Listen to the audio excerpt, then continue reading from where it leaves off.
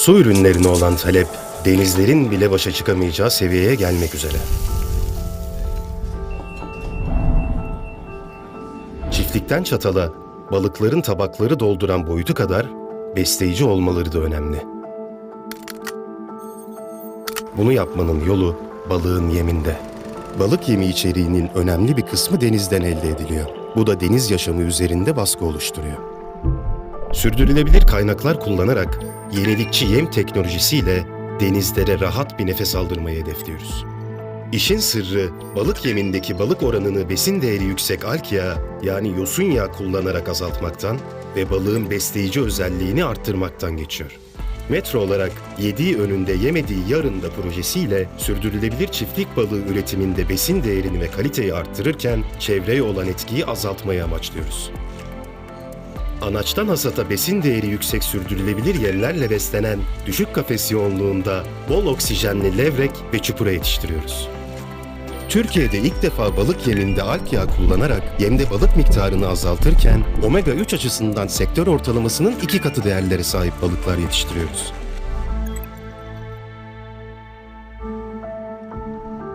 Denizler olmadan bizler var olamayız.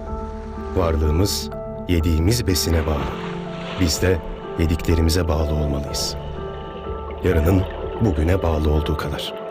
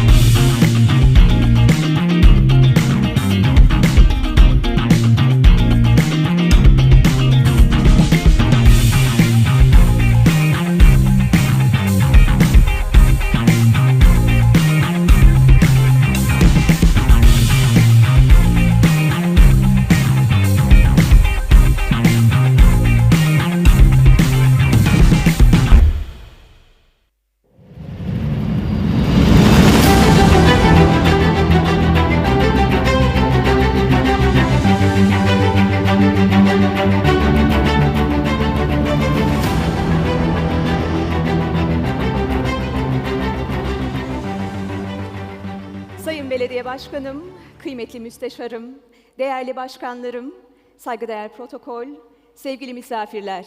7. Uluslararası Gastromasa Gastronomi Konferansı'na hoş geldiniz efendim. Teşekkür ediyorum güzel alkışlarınız için. Her yıl dünyaca ünlü yıldız şefleri ve gastronomi tutkunlarını İstanbul'da buluşturan Gastromasa, bu yıl sürdürülebilirlik ve biyoçeşitlilik temasıyla sektörün nabzını tutmaya devam ediyor. Dünya gastronomi etkinlikleri içerisinde ilk 4 sırada yer alan ve Türkiye ile dünya gastronomisi arasında köprü olma görevini sürdüren Gastromasa, bu yıl yine bir ilke imza atarak bu kez birbirinden değerli şefleri ve gastronomi dünyasının fikir önderlerini Gastromasa Pastry, Gastromasa Bar ve Gastromasa Hospitality konseptleri çatısı altında bir araya getiriyor. Efendim bu 2 gün boyunca yine birbirinden özel yıldız isimler bizlerle birlikte olacak. Ben moderatörünüz Nihan Sevinç, hepsini teker teker sahneye davet etmek için sabırsızlanıyorum ve çok heyecanlıyım. Ama önce Gastromasa'nın mimarını davet etmek istiyorum sahneye. Gastromasa, Gastrovey ve Gastro Antep gibi Türkiye'de ve dünyada çok önemli organizasyonlara imza atmış, gastronomi dünyası için çok özel bir isim. Hepimizin gurur duyduğu bir gastronomi diplomatı. Efendim açılış konuşmasını yapmak üzere alkışlarınızla Sözen Grup CEO'su ve Genel Yayın Yönetmeni Sayın Gökmen Sözen.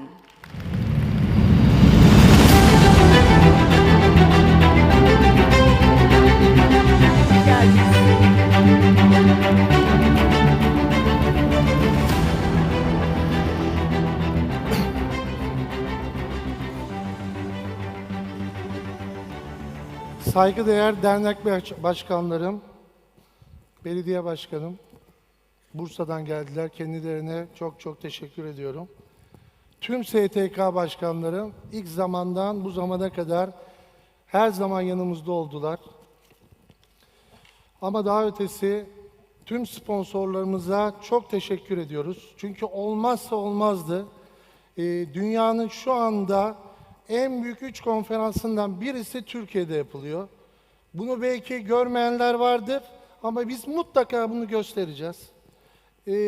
Bu sene 7.'si biliyorsunuz pandemiden dolayı yapamadık. Aslında 8. olacaktı. Bu nedenle çok emeklerimiz var. Her yıl dünyanın birçok kıtasına gidiyoruz. Birçok noktaya dünyanın en önemli şeflerini, en önemli gastronomi konusunda uzmanlarını takip ediyoruz, ziyaret ediyoruz ve Türkiye ile gerçekten köprü kuruyoruz. Öncelikle biz kimiz? Ben onu anlatmak istiyorum. Çünkü bu çok önemli. 24 yıldır çalışıyoruz gastronomi sektöründe.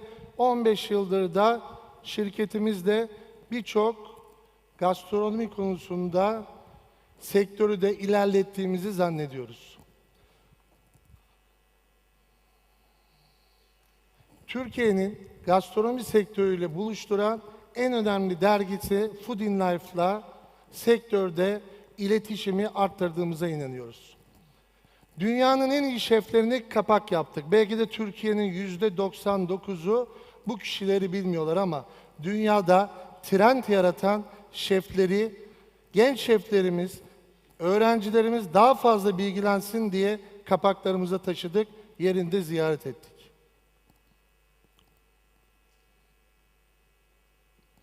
Sadece konferanslarla, fuarlarla kalmadık. Tamamen gönülden Türkiye gastronomisi ve turizmine katkı sağlamak için Mezopotamya turu yaptık. Dünyanın en önemli şefleriyle. Burada sevgili Diego Guerrero, Andoni Luiz ve Elen Arzak, hatta Vedat Bey'i de almıştık. Ege turuna çıkardık.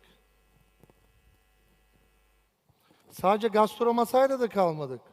Efsamit diye otel ve restoran yatırımcılarına yönelik Antalya'da büyük bir kongre yaptık. Ve bu kongrede aynı Gastromasa gibi uluslararası bir boyuta taşıyacağız. Çünkü Türkiye'nin buna ihtiyacı var. Bu senede 1-2 Mart'ta Destinasyon isimli Antalya pazarını ve Türkiye pazarını büyütmek için Antalya'da 1-2 Mart'ta buluşacağız. Şimdi Türkiye tabii ki geçenlerde dünyanın en önemli gaytını getirdi ve büyük bir başarı yaptı. Dünyada 50 Best, La Liste, OAD, Michelin ve Gourmet gibi dünyanın en önemli rehberleri var.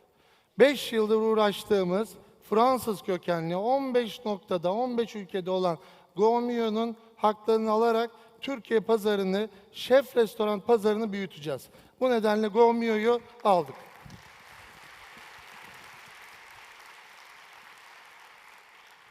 İki yıl önce Londra'da şirketimizi açtık. Sözen Global.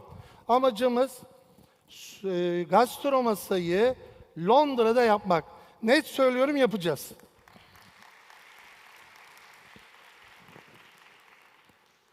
Her yıl bir tema yapıyoruz Gastromasa'da. Destinasyon dedik, story dedik, product dedik, inspiration, creativity, sustainability, design. Amacımız geleceği inşa etmek. Geleceği inşa ederken öğrencileri bu salonlarda arttırmak, özellikle devlet okullarını daha fazla sokuyoruz. Şimdi herkes sürdürülebilirlik konuşuyor. Bizim derneğimiz de var, TÜRYİT. Konuşuyoruz ama dünya bizden daha önde. Biz onunla beraber bizim koşmamız gerekiyor. Onun için biz ne yaptık? Yaklaşık 3 ay önce biz Güney Amerika'ya gittik. Yaklaşık 20 gün kaldık. Hatta burada Paulo diye arkadaşım var. Costa Rica'ya götürdü beni, Kolombiya, Şili'ye götürdü, Brezilya, Arjantin, her yerde sürdürülebilirlik üzerinde restoranları takip ettik, sürdürülebilirlik adasına gittik. İnanılmaz derecede etkilendik ve oralardan şu anda dünya şefleri Gastromasa'ya geldi, sizlerle beraber olacak. Bunları da yemediklerimizi atmayı seçtik. Zaten burada farklı farklı panellerimiz de olacak. Bunları da hızlı geçiyorum. Biz nasıl bir gelecek istiyoruz? İyi bir gelecek istiyoruz. Çünkü gelecekten biz ödünç alıyoruz, geleceği de yok ediyoruz. Bu nedenle sadece şefler değil, restoranlar değil, firmalara da örgütlememiz gerekiyor. Şimdi biz bu sene biraz daha değiştirdik. Dedik ki bir auditoriumumuz vardı, biz bunu 3 auditoriuma çıkartalım. Dünyada özellikle şef restoranlarında ya da luxury restoranlarda yemek ve içkinin önemi çok önemli. Bu nedenle biz bir auditoriumumuza dünyanın en iyi miksolojistlerini, sommeliерlerini, Türkiye'nin önemli bu konunun uzmanlarıyla onlara bir konferans paneli planladık. Çünkü Türkiye'nin kurtuluşu yemek ve içki ile beraber olması gerekiyor. Ve diğer auditoriumumuzda da yatırımcılar benim için önemli, genel müdürler önemli. Onun için Antalya'da yaptığımız gibi hospitality salonuyla sizlerle beraberiz. Umarım büyük keyif alırsınız. Umarım daha fazla gastromasa desteklenir bu ülkede. Bu nedenle ben Türk Hava Yolları'na, Ahmet Bolat'a, Hizmet İhracatçıları Birliği Başkanımızdır ayrıca. Burada Hediye Hanım'a da buradaysa ona da teşekkür ediyorum. Büyük katkısı var.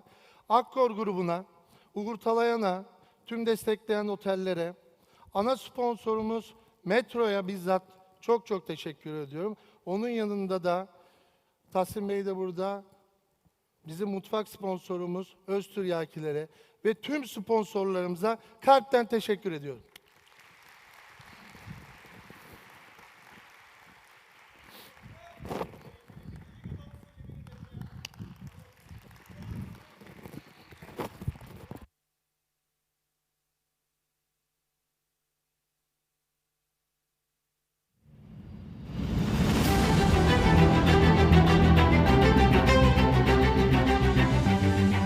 Efendim Sayın Sözen'e çok teşekkür ediyoruz bu güzel konuşması için. Şimdi konuşmalarını yapmak üzere Türk mutfağı araştırmacısı, işletmeci, şef Sayın Vedat Başaran'ı sahneye davet ediyorum lütfen alkışlarınızla.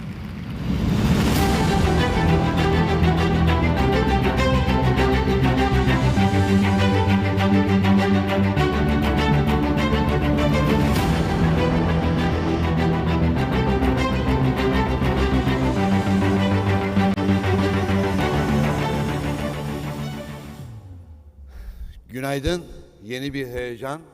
Gökmen biraz duygulu, bütün duygularını bize aktardı. Çok da haklı.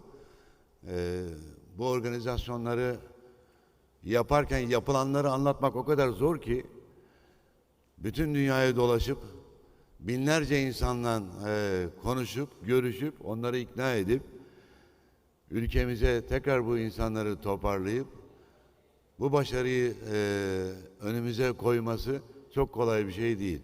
Yani Dünya Futbol Kupası'nı organize edebilirsiniz ama böyle şeyleri organize etmek çok zor.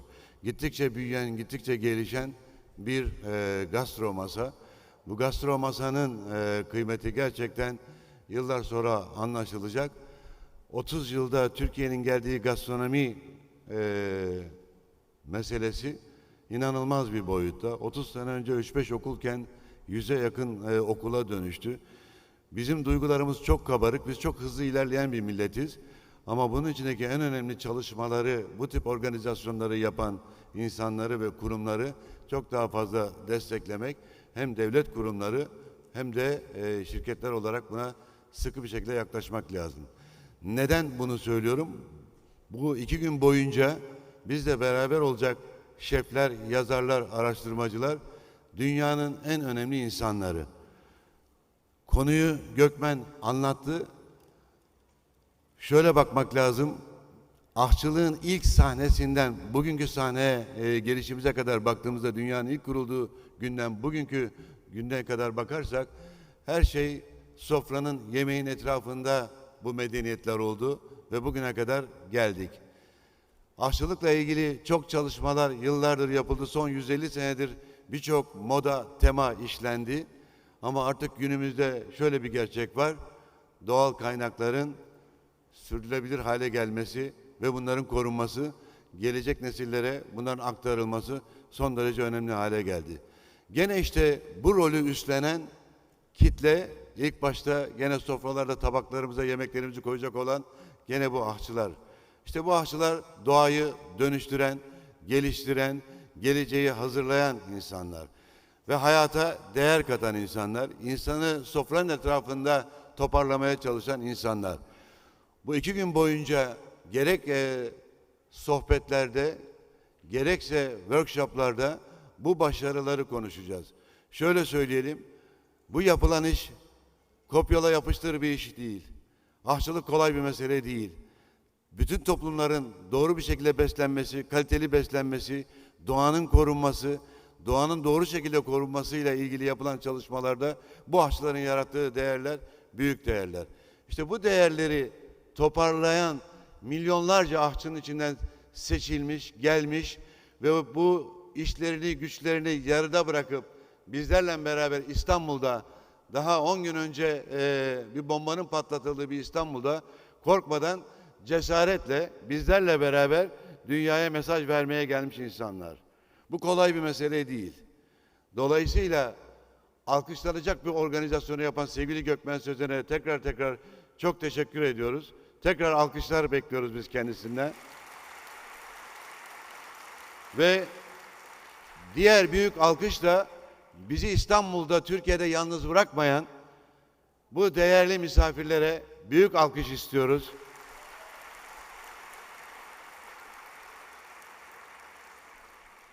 İnanın bazı arkadaşlarımız var. Biz aşçılığı, yemek pişirmeyi sadece para için yapmadık. Bunu gönülden yaptık. İnanın bazı arkadaşlarımız olabiliyor ki Türkiye'nin herhangi bir yerindeki bir organizasyona gitmek için ekstra para talep eden arkadaşlarımız, aşçılarımız da olabiliyor. Bunlar olmasın. Bunlar dünyanın ta Kolombiya'sından buralara gelen, gönülden gelen, destek veren insanlar. Ve bu insanlar benim için son derece önemli. Çünkü bunlar sadece Türkiye için değil, dünya için çok önemli. Çünkü mutfak evrenseldir. Mutfağın milliyeti yoktur. Mutfağın coğrafyası ve evrensel boyutu vardır. Bu evrensel boyutun içinde masanın etrafına oturduğumuz zaman hepimiz en güzel mutlulukları yaşadığımız anlardır bu anlar. Bu anları bize oluşturan, bu masayı bize oluşturan, bu masanın adını bize gerçekleştiren sevgili Gökmen Sözen oluşturmuş olduğu masanın adı Gastromasa. Keyfini çıkaralım. İleriki zamanlarda bunu bütün dünyaya yayalım. İster Londra'da olsun, New York'ta olsun, ister Dubai'de olsun. Gastromasa bu dünyanın en kaliteli mutfak kültürü ruhu olsun. Hepinize bol keyifler.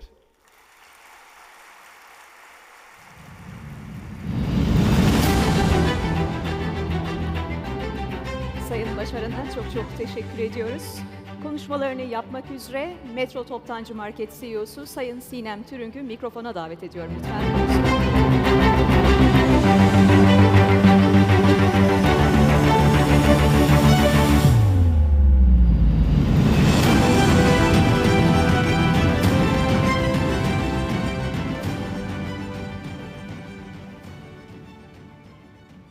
Saygıdeğer konuklarımız, çok kıymetli şeflerimiz ve değerli basın mensupları, hepiniz hoş geldiniz diyerek başlamak istiyorum. Dünyaca ünlü Michelin yıldızlı şefleri, dünyanın gastronomi seçkin temsilcilerini, gastronomi temsilcilerini bir araya getiren Uluslararası Gastromasa Gastronomy Konferansı'nda sizlerle birlikte olmaktan son derece mutluyum. Öncelikle bu önemli konferansın hayata geçmesinde emeği geçen herkese ama başta Gökmen Sözen'e, çok kıymetli dostumuz Gökmen'e çok teşekkür etmek istiyorum. Gerçekten büyüdüğüne şahit olduk. Biz Metro Türkiye olarak başladığından beri Gastromasa'nın yanındayız, ana sponsoruyuz. Ve bunca zaman sonra bugün geldiği noktayı görmek, inanın emeği geçen herkese olduğu gibi bizleri de son derece heyecanlandırıyor ve gururlandırıyor.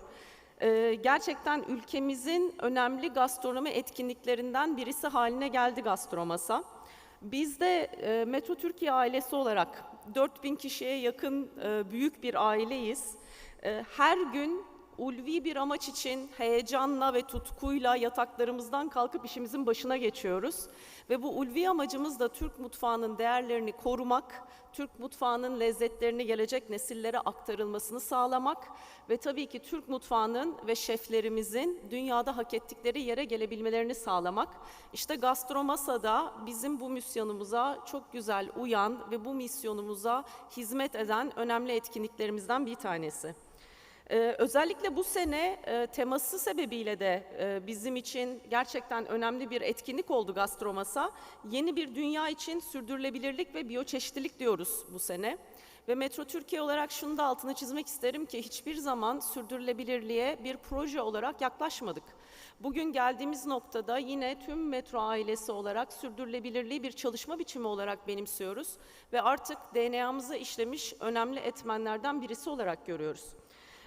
Sürdürülebilirlik alanındaki çalışmalarımızı da bir soru çerçevesinde ele aldık ve diyoruz ki bir tabak yarını değiştirebilir mi? Bizim inancımız bu sorunun cevabının evet olduğu ama tabii ki tek başımıza sadece kendi operasyonlarımızda yaptığımız çalışmalarla bunu gerçekleştirmek mümkün değil.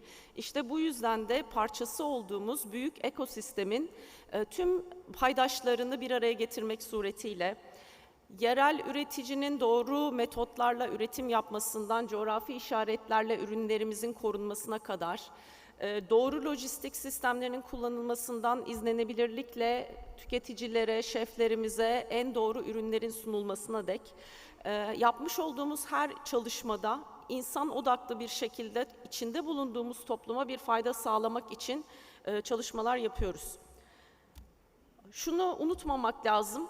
Bugün geldiğimiz noktada artık gençler, yeni nesil daha farklı bir dünya hayal etmekte. Bugün de görüyorum aslında pek çok genç arkadaşımız bizimle beraberler ve sürdürülebilirliğin onlar için ne kadar önemli bir konu olduğu biliyorum ki yadsınamaz. Eskiden bir restorana giderken menüsünün güzel olması, servisinin kaliteli olması bizim için yeterliydi. Ama bugün biliyoruz ki artık yeni tüketiciler, yeni nesil tüketiciler restoranı seçerlerken o işletmenin sürdürülebilir çalışmalar yapıp yapmadığı, etik değerlere sahip olup olmadığı ve kaynakları doğru kullanıp kullanmadığı konusunda bilgi sahibi olmak istiyorlar ve seçimlerini yaparken de bu etmenlere göre bir seçimi hayata geçiriyorlar. Biz de Metro Türkiye olarak bu yolculuğa tüm paydaşlarımızla, şeflerimizle, üreticilerimizle, restoran işletmecilerimizle, hatta STK ve akademisyenlerimizle birlikte çıktık. Ve bundan sonra da bu yolculukta onlarla el ele devam edip bir tabakla yarınları değiştirebileceğimize inanıyoruz. Umarım herkes için çok keyifli, çok verimli bir konferans olur. Çok ilginç workshoplarımız, sunumlarımız, panellerimiz var programda. Ben herkese çok keyifli bir 2 gün diliyorum. Beni dinlediğiniz için çok teşekkürler.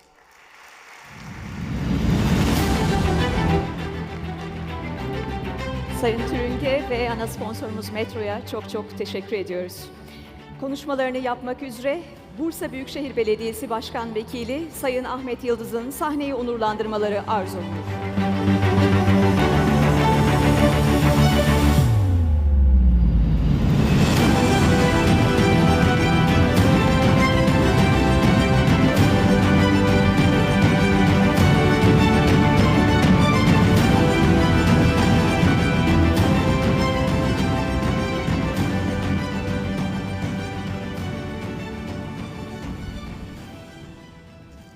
Evet, hayatımızın tadı, gastronominin çok kıymetli paydaşları, çok değerli hanımefendiler ve beyefendiler, ben de sizleri şahsım ve Bursa Büyükşehir Belediye Başkanım Sayın Ali Nur Aktaş adına sevgi, saygı ve muhabbetle selamlıyorum, hoş geldiniz. Tabii bildiğimiz üzere ülkemizin ve her şehrinin birbirinden farklı, birbirinden güzel özellikleri bulunmakta. Her şehir kendi değerlerini ön plana çıkartmak için festivaller başta olmak üzere birçok etkinlik gerçekleştiriyor. Bu da gastronomi festivalleri haricinde şehirlerimizin genelde o bölgede yerleşen meyve, sebze tanıtımın vesilesiyle şehirleri gündemde tutmaya çalışıyor. Bunlardan çok önemli bazı unsurlar var. Bu ve bu benzeri yerel değerlerimizin korunup, geliştirilip geleceğe taşınma noktasında önem arz ediyor. Bursa'mız bilenleriniz vardır. Bu yıl Türk Dünyası Kültür Başkenti ve bu kapsamda şehrimizde bir yıldır biz faaliyetler gerçekleştiriyoruz. Bu etkinliklerimizden biri de Gastronomi Festivali'ydi. Yaklaşık 350 bin kişinin katılımıyla sağlandı ve bir anlamda şehrimizin gastronomi birikimini dünyaya duyurmaya çalıştık. Çünkü Bursa gastronomi alanında çok iddialı bir şehir. Bursa olarak farklı kategorilerde coğrafi işaretli ürünlere de sahibiz. Malzeme ve tarif açısından oldukça zengin bir geleneğe sahip olan Bursa mutfağı, zeytinyağlısından etli yemeklerine, balığından tatlısına kadar geniş bir yelpazeye sahip. İlhamını da yüzlerce yıl öncesinde geleneklerden almakta. Festivalimiz Bursa'mızın gastronomi turizmine ivme kazandırmasını, belki de birçoğumuzun hatırlamadığı değerleri hatırlatıp ortaya çıkarttı. Kısacası zengin bir içerikle hayata geçirdiğimiz bu festivalle Bursa'nın gastronomi kültürünü ortaya çıkarırken turizmin canlanmasına da katkı sağladığına inanıyoruz. Bizler Bursa'da düzenlediğimiz ulusal ve uluslararası etkinliklerin yanında farklı şehir ve ülkelerdeki fuarlarda da katılım sağlayarak Bursa'mızın değerlerini daha geniş kitlelerce tanınmasına katkı sağlıyoruz. 7. Uluslararası Gastromasa Fuar ve Kongresi'ne de Bursa olarak yerimizi aldık. Bursa Kültür Tanıtım ve Turizm Tanıtma Birliğimizin yanında bu 3 saydığım firma bizim Bursa Büyükşehir Belediye'mizin iştirakıdır. BESAŞ AŞ, Tarım AŞ, Bursa Su, İnegöl Belediyesi, Orhan Gazi Belediyesi, Çağlayan Kuruyemiş, Kasım Efendi Kestane Şekeri, Yeni Gelenler Süt Ürünleri, Oylat Boğazı Kadınları Kooperatifi, Hacı Hasanoğulları Baklava, Bağdat Hurma Tatlıcısı ve İkizler Hasan Usta Ustam Börek firmaları ile birlikte katılım sağladık. Tanıtım çalışmaları kapsamında Bursa standına kentimizin yerel lezzetlerinin tanıtımında gerçekleştirilecek. Gastromasa'daki Bursa standımızın katılımcılarının ziyaret etmelerini tabii ki de özellikle tavsiye ediyorum. Bu vesileyle 15 farklı ülkeden çok sayıda şefin ve gastronomi turizm profesyonelinin katılım sağladığı, gıda sektörüne yön veren 160 firma stand açtığı fuar ve kongrenin hayırlara vesile olmasını diliyorum. Ben de sizlere çok teşekkür ediyorum katılımınızdan dolayı. Hayırlı günler.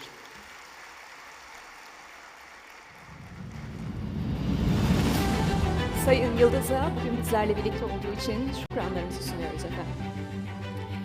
Ve kıymetli protokol, değerli misafirler, Gastromasa'nın 7. buluşmasında açılışı Fransız gastronomisinin ünlü isimlerinden Nadia Samut'la yapıyoruz. Ünlü şef, restoranı La Fenier'in mutfağından gluten, rafine beyaz şeker ve sütü tamamıyla çıkarmış. Bunların yerine özellikle nohut, bezelye ve pirinçten yapılan farklı un türleriyle ve meyve şekerleriyle harikalar yaratıyor. Şef bir Michelin yıldızı ve bir de yeşil Michelin sahibi. Bugün bizlerle çok özel mutfak deneyimlerini paylaşacak. Önce kendisinin nefis bir demosunu izleyeceğiz. Şimdi alkışlarınızla geliyor sahneye Nadia Samut.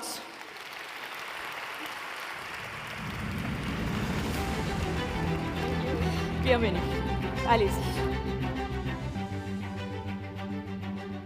So, thank you, Gastromasa, to host me here. I'm glad to be in Istanbul, which is one of my favorite cities. So I come very often, and it's like a pleasure. To introduce my work, I am a chef in France, and I'm going to just show you a small video to introduce my work, and then I will follow it. Thank you.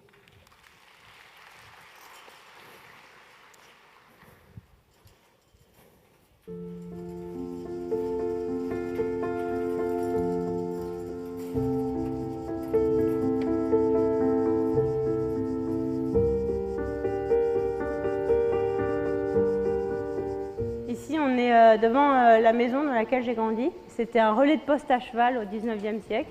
Et c'est un vrai mas provençal. Et moi, j'ai habité ici avec ma grand-mère et mes parents quand j'étais petite. C'est mon lieu de, je dirais, d'ancrage. Quand je suis née, mes parents travaillaient énormément, donc ma grand-mère, comme ça se fait dans les familles méditerranéennes, a pris mon éducation. Et donc j'ai vécu avec elle toute ma vie. Quand on a eu ces ancrages-là et cette force, en fait c'est l'amour éternel, donc ça vous guide en permanence. Ma grand-mère était celle qui avait initié la restauration dans la famille, non pas parce que c'était son métier, mais c'était un don, donc elle en a fait un métier. Et à l'époque, en 1975, ils avaient acheté ce qu'on appelle une fenière, un grenier à foin. Et puis 20 ans plus tard, ils sont venus vivre ici et ils ont acheté cette propriété pour faire justement un hôtel avec des chambres. Ici, c'est notre potager. On fait des semences. On réfléchit aux enjeux en fait, climatiques et environnementaux sur une petite parcelle de terre et ça nous permet de ressentir les éléments, les plantes, les fleurs, les légumes. C'est toutes nos expérimentations qu'on fait dans ce potager. Et ce qu'on aime le plus, c'est le partager parce que les personnes sont éloignées de par le travail et parfois leur localisation de cette nature-là. Donc nous, on la laisse la plus vivante possible juste pour qu'elle inspire, qu'elle transmette un peu de vivant chez les gens.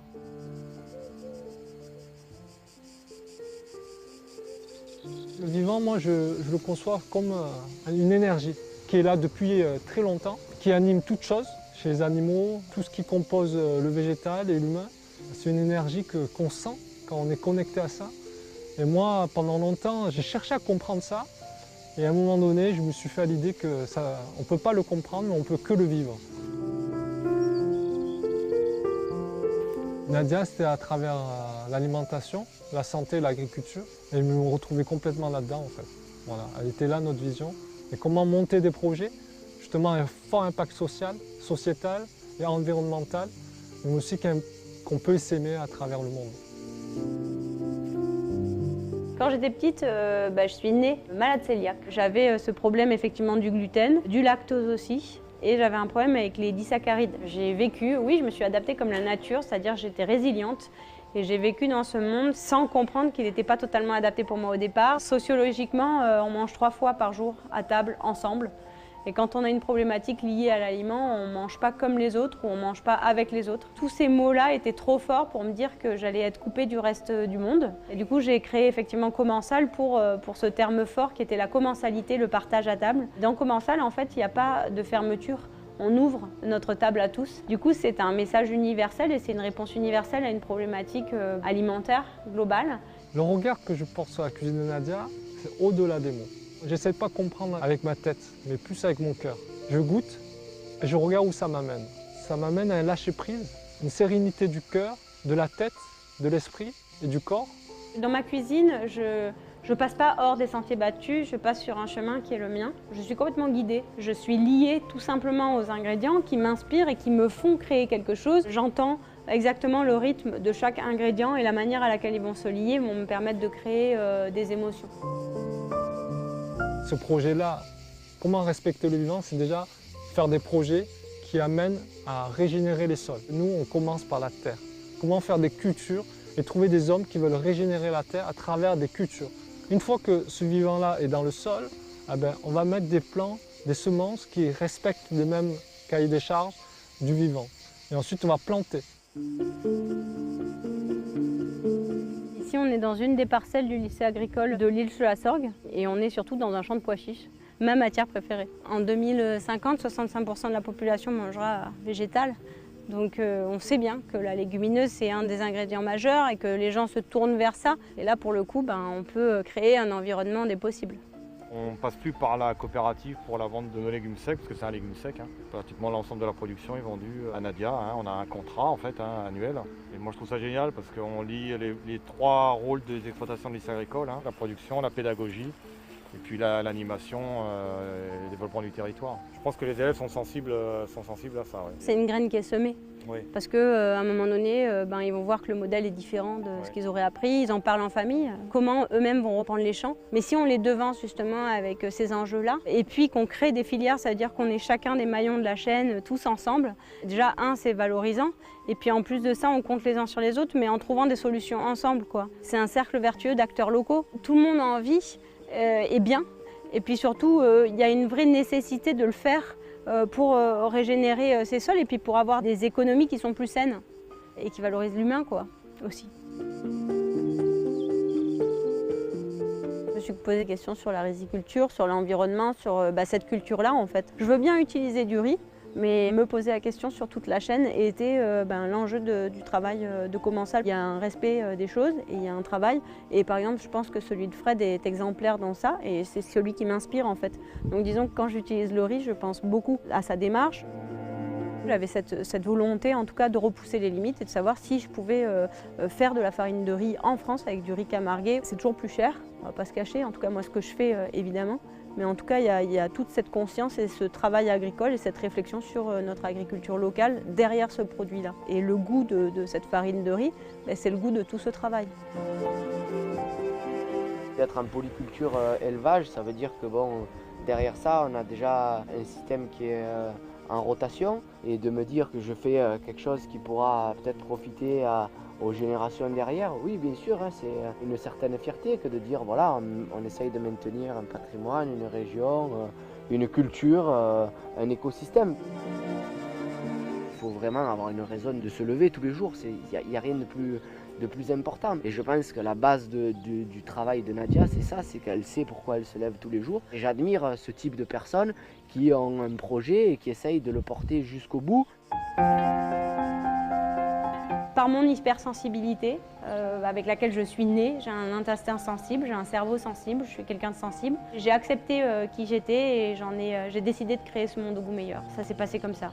Je suis porteuse d'un message, mais je ne suis pas tête d'affiche, ça ne m'intéresse absolument pas. On est une somme d'individus à avoir, moi j'appelle ça une communauté de destin. C'est tout un monde où ça passe par le cœur en fait. Et ce vivant-là, pour nous, c'est vraiment ça, c'est l'intelligence du cœur. Le collectif, il va s'agrandir. Et on aura des gens qui sont alignés avec ces valeurs-là, qui fait qu'on pourra impacter de plus en plus le monde. Le produit commensal, c'est un produit issu de la nature, de la grande nature avec un grand N. C'est cette immensité. On peut créer des entreprises qui reflètent complètement l'écosystème vivant.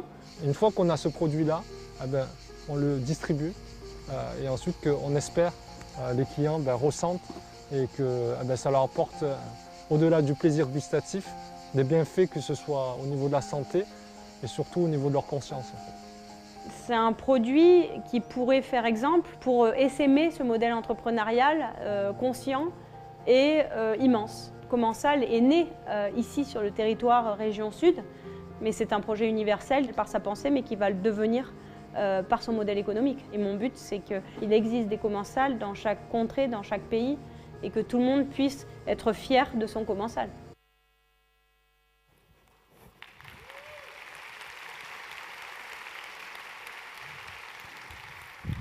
So, I came with something that you know, I guess, here, which is chickpeas.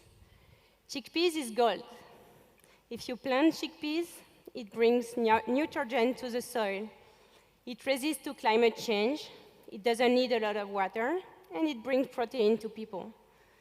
But the experience behind the chickpea is amazing. I've been working 10 years for chickpeas to understand what was the flavor of chickpeas in conscience, how I could create a culinary experience really subtle and looking for the best flavor for people, for their memories.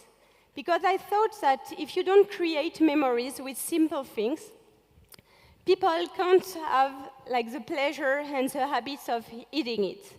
So we can maybe follow. I don't know how to do. Please? Yeah. So again. So I grind my chickpea in a mill that I bought. And with this flour of chickpeas that you have here, I create so many things. It starts with the milk of chickpea, as you can make a milk of soy or almond or whatever. But the milk of chickpea has like a protein that you can use when you heat this protein, you have a texture. Custard, I don't know, you can work in a very traditional ways, as you could do a crème pâtissière or something like that, and it works perfectly. And it's a texture also, and for example, I have created like an ice cream of chickpea that I use and have the flavor of hazelnut, for example. Can you turn, please, and come on the image?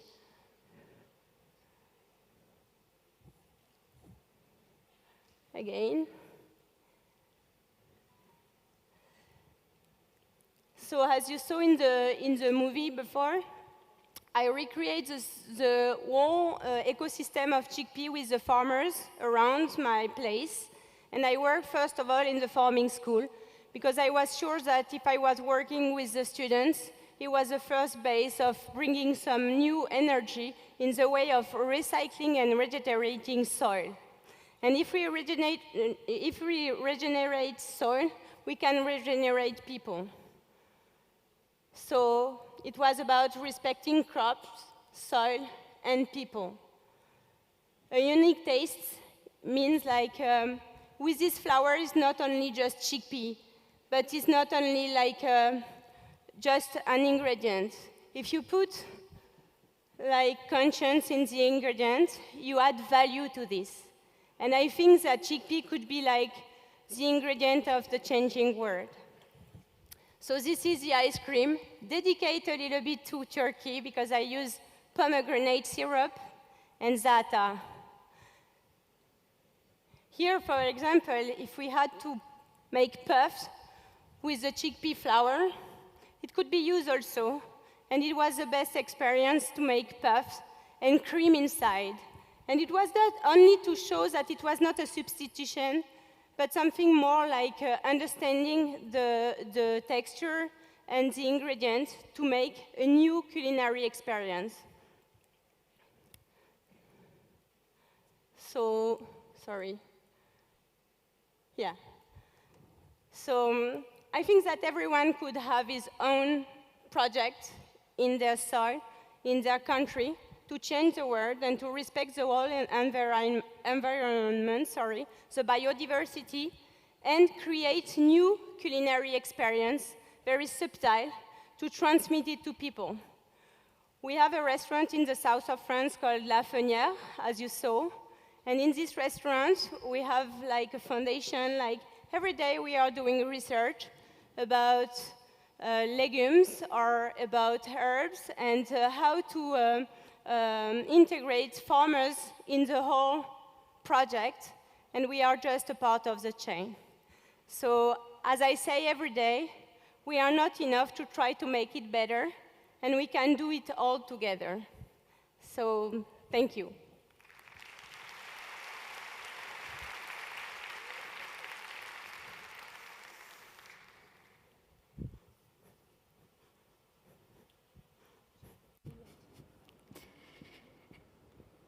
Efendim, sıradaki şefimiz Gambero Rosso rehberi tarafından 2017 yılında İtalya'nın en iyi pastacılık ödülüne layık görülen şef Andrea Tortora.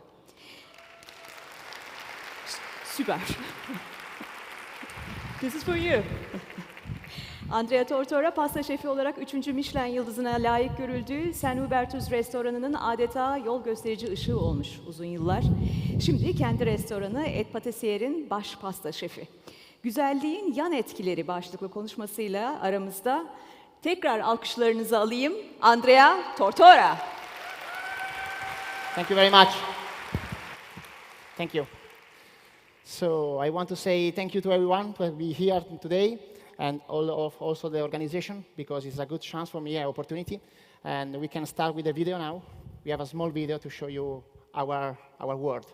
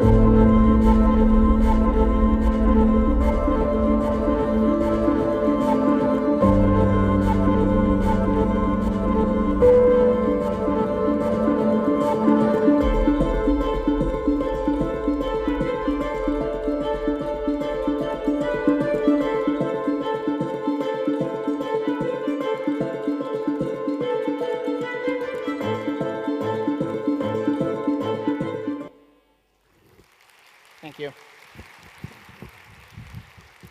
So this is my first time in Gastromasa, and I'm truly honored to be here today. I'm Andrea Torta, I'm a pastry chef.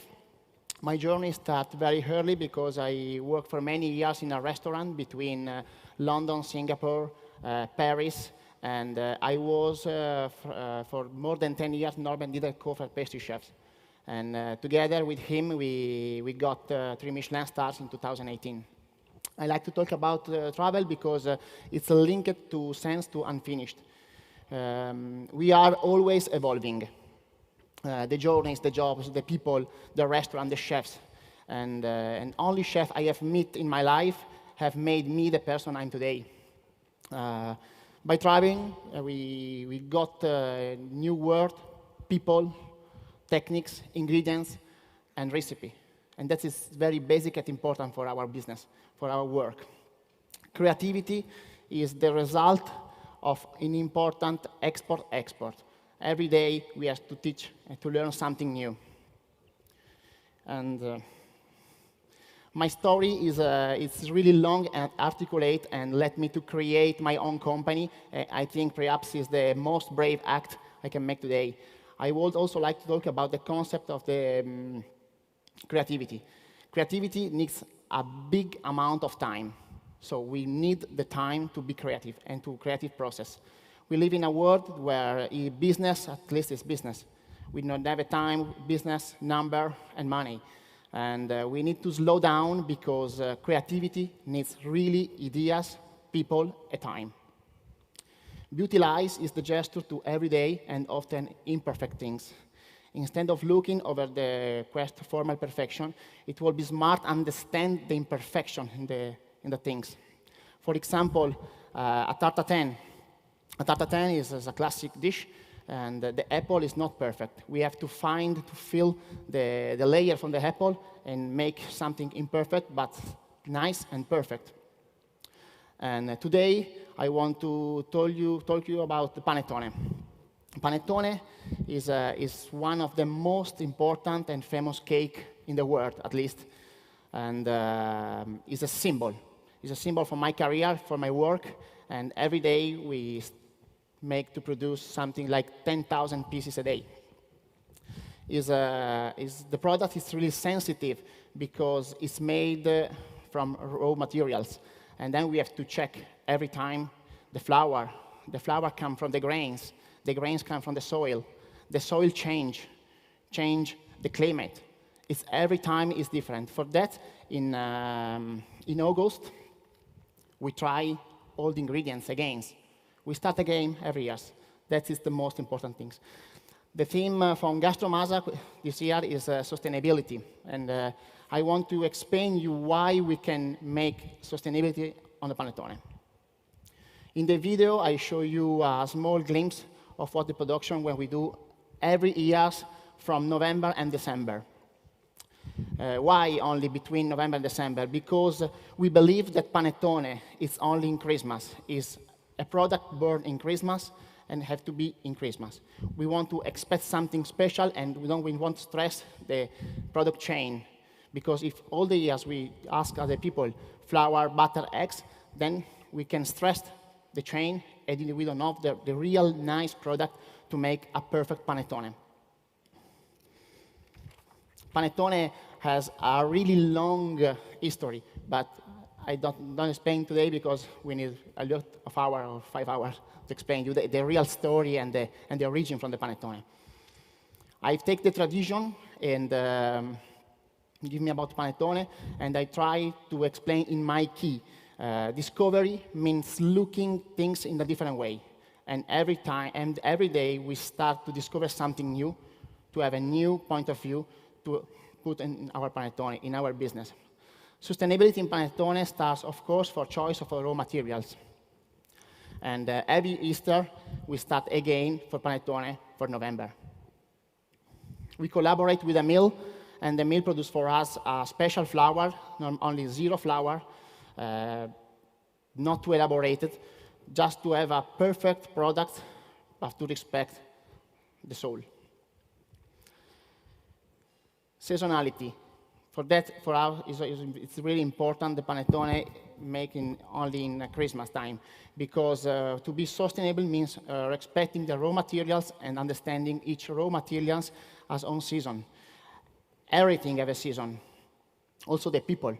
We cannot stress the people every day, but we give them the rest to grow up and come again. For example, we use orange candy from Sicily. They have a really small production, and we use everything about them. And they pick up in winter, and they candy it in summer, and then we use in November again. Of course, if I stress this kind of ingredients, otherwise we cannot make a perfect, because we have to choose other quality of ingredients, and then the panettone is becoming not perfect. Our goal is making high quality. The important things from a marketing sometimes is just to saturate the market. For us, the most important things is to produce the best product in this moment can we have on the market.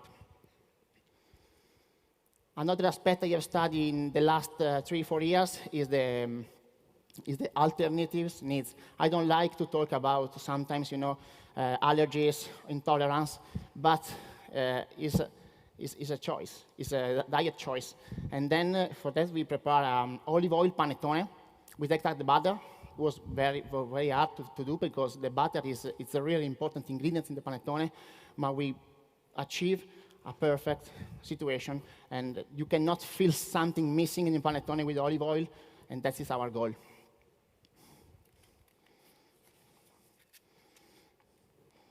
Being sustainable, it means something no waste. Waste is the current word that sustainability is mentioned. Waste must be fight upstream and the beginning of the production. Or something physical, but it's only commerce. Our guests can pre-order from August the panettone, and we can send in the week they choose. That is our goal. For that, we produce only what we sold. For that, we don't have waste. Every day with this method, we know how many kg dough to prepare and how many panettone to bake every day. It's the most important things. Because we send 85% on our e-commerce, and then we can organize our stuff and our work. The last but not least is my team, at least. My team is a petit pâtissier is made with people, and people made a petit pâtissier. And Be Sustainable today is making these people happy. We have to start to dream again. We have to give to them the dream and dreaming together.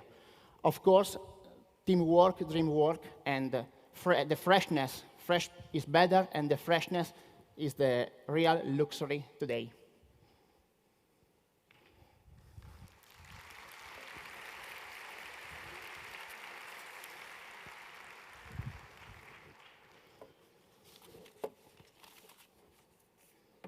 Thank you.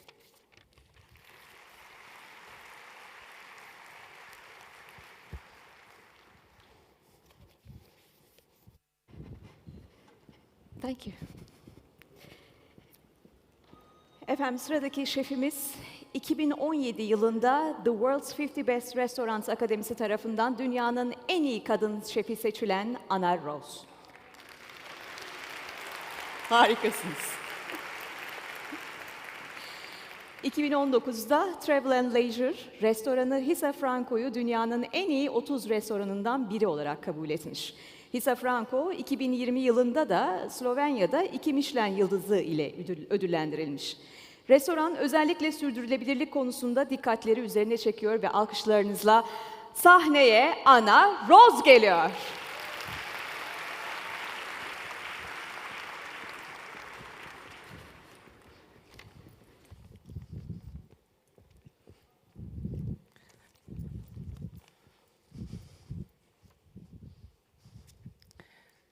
So, hello everyone. I'm really honored to be here for the first time on the stage of Gastromasa. The fact is I was supposedly being here 3 years ago, but I got hit by like a huge disease wave, and so my sous chef, head chef of Hisa Franco, needed to do it in my name. So it's even a bigger honor to do it today. I'm not going to cook because I think in 20 minutes I cannot give you what I can give you with my words. The topic is sustainability, and the topic is biodiversity.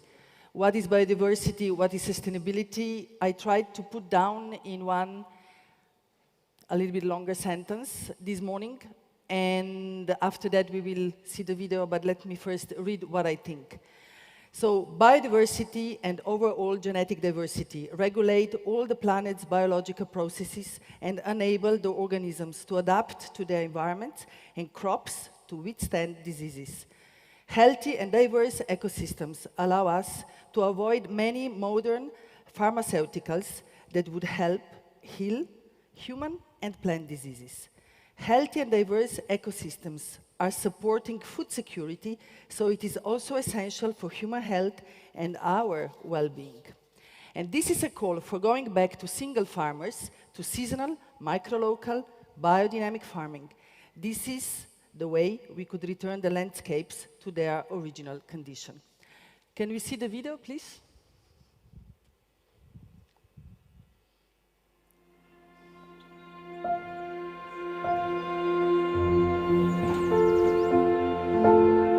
We are biodynamic growers and goat keepers, living on the hill of Srednje, a tiny village in the northwest of Slovenia.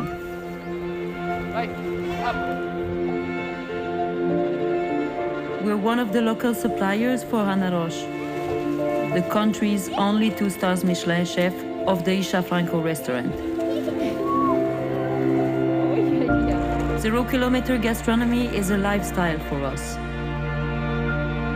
Moving to Slovenia, we wanted not only to learn from renowned local winemakers, but also to work with our hands and live in touch with nature. We wanted to study the new landscape, its needs, its gifts, and how it changes every day.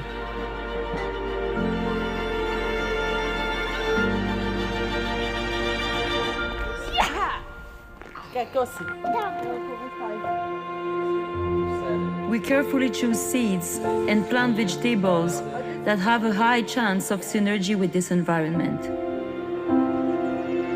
For us, farming is an artistic expression. It takes a lot of struggle and care to grow vegetables where the priority are aesthetics, flavor, and nutrients. But we believe in the effort because it fills up the food with emotions and vitality. And it's amazing to share this vision with a world-class chef like Anna and be part of Slovenian gastronomy.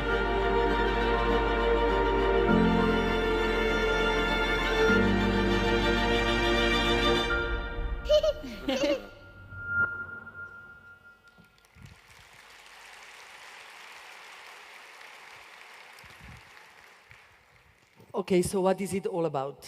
It was 3 years ago, one lonely winter evening, that I got a call from unknown number, and Italian number, and so I returned the call, and on the other side there was this funny French accent Italian saying, "Chef, it's Gian and Matteo.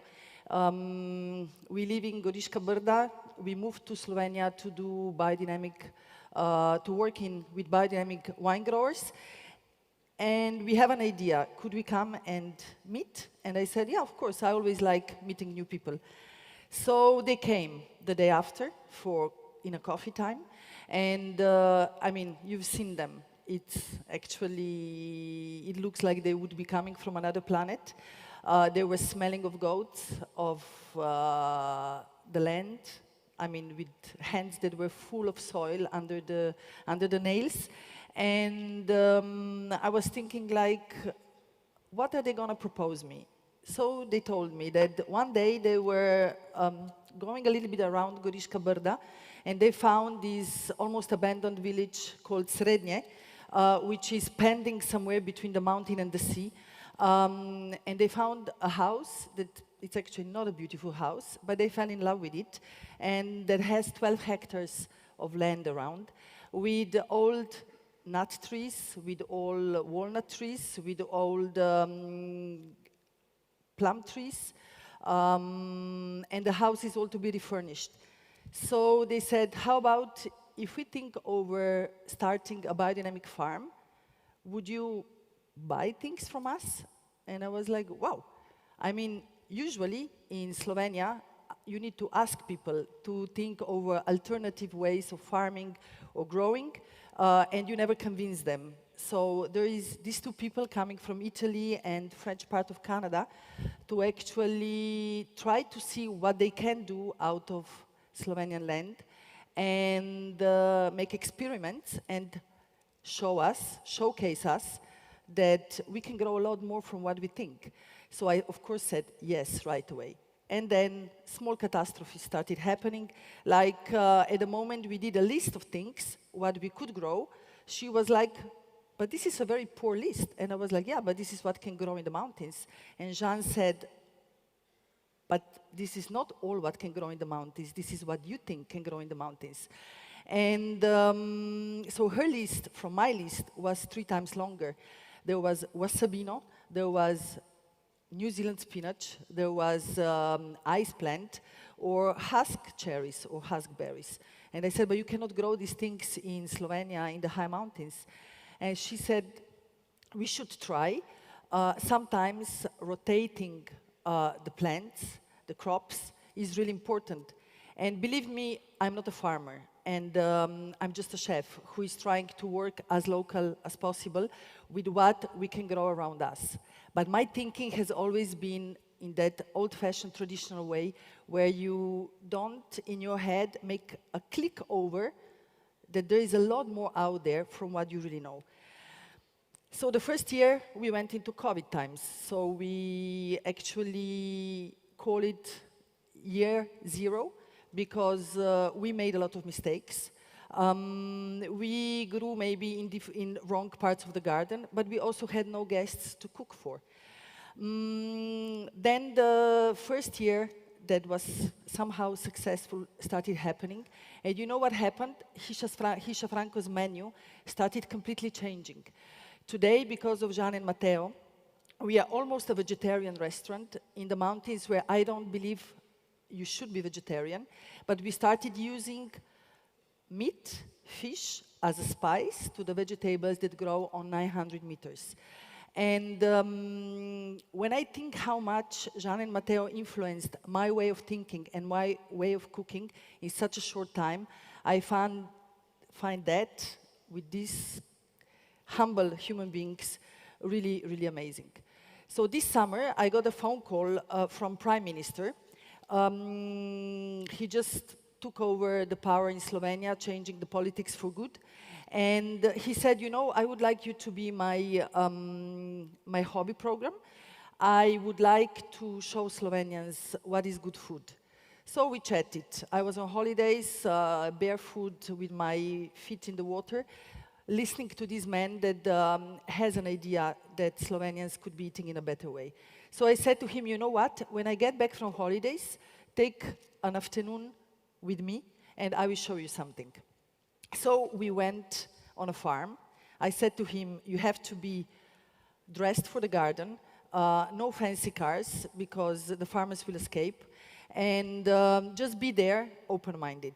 And so he came with, of course, big black Mercedes, which was the first negative point for him. But when I've seen how he was dressed, I understood that he was really serious. He was dressed for the garden. So his beginning was very tough and somehow serious and even a little bit angry, because his first question to the farmers was like, why do you call yourself farmers? You just have gardens. And then, why do you call yourself goat keepers? You just have a few goats. And then Jean started explaining him that it's a very difficult year because there is no rain. And she actually needs to bring the water from a spring that is down in a valley with her hands, and I'm talking about 600 liters of water every day, to water the plants because we have no watering system. So he stopped and he looked at her and he was like, why don't you have a watering system? Why are you not a little bit modernized? And there was a silence. And I thought, like, he maybe doesn't get really a point. Do you know that the plant that suffers, that struggles to grow, to survive, is actually a plant full of nutrients, full of flavor, and it's a really beautiful plant. So, but at the end, Jean invited Prime Minister to her humble house, and she cooked something from what she actually picked in the garden a few minutes ago. And that was the first time the Prime Minister actually smiled. At the end, he stayed instead of 1.5 hours, what he promised, actually until 8 in the evening, sipping the natural wine that Gian and Matteo are producing and enjoying the beauty of the nature that is growing in Srednje. So, I will read you a few words that I asked Jean to write them to me this morning, what she thinks sustainability is, what she thinks about mixing plants from all around the world together, and what biodiversity is. So Jean says, eating local does not mean eating only traditional crops. Using crops from around the world enriches the soil and prevents diseases. Crops can adapt to a new landscape, so in Srednje, Vasabino, huskberries, New Zealand spinach, ice plant grow better than cauliflower. Non-hybrid crops from other places are more resistant to pests, require less watering and no fertilizing. For example, I give you an example of my allergies. I'm super allergic, and when I am in my territory, in my surrounding, I actually daily fight with, my body daily fights with allergies. When I travel to tropics, my body actually doesn't recognize none of them.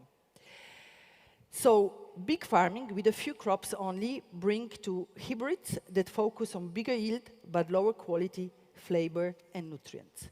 And to close these statements down, I would like to say to you that I'm confused as well. Because I always say that Ana Rocha and Hisha Franco are cooking local, seasonal, actually micro-local food. And then when I present the menu to the guests, there is actually huskberries, there is New Zealand spinach, there is wasabino, there is Mexican tarragon. So very often I am actually approached by guests saying, hey, but didn't you say you're local? And I'm saying, yeah, I'm local. So what are huskberries doing there? And I'm thinking that we should somehow redefine the word what is local and what is going to be local tomorrow. Thank you so much.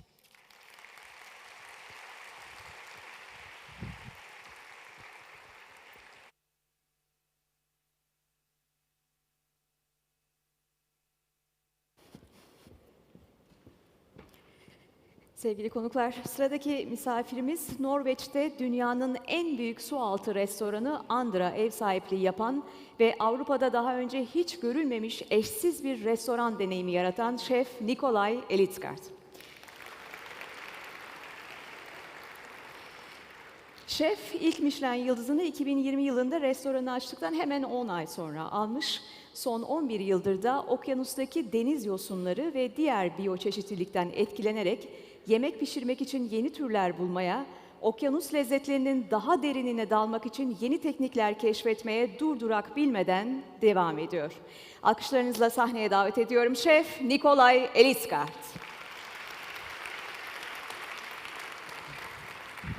Thank you. Thank you. Hello, everybody. Silent crowd, huh? So, thank you.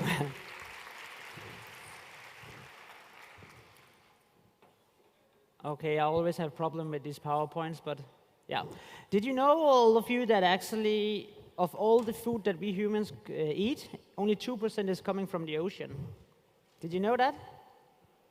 And did you also know that Earth itself is the surface, 71% of it is water, and 96% of this is salt water. But we are not really taking advantage of this. So my name is Nikolaj Elitsgaard, as you said, and I'm the head chef at this under restaurant. It's an underwater restaurant in Norway, in the most southern part. And we have, inside the restaurant, we can have 42 guests, and all the guests are seated more or less on round tables, so they are facing out of, and can see out of the window. This huge panorama window is 9 meters long, and almost 3 meters high. I don't exactly remember how high. But at the restaurant here, you can see that around the walls, it's one big concrete block, but it's built in a way so that's actually creating its own ecosystem. So after, now we've been running 4 years, and picture is 2 years old. So after the first 2 years, we had a lot of seaweed growing on the construction.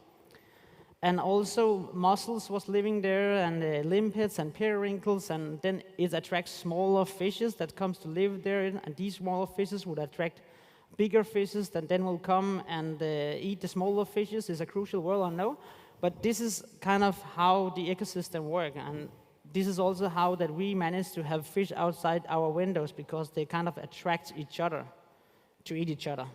It's fantastic. Yeah, I had to. So one of the things I would like to talk about is the beautiful of bycatch. But for bycatch, to get a bycatch, you need to start to fish for something.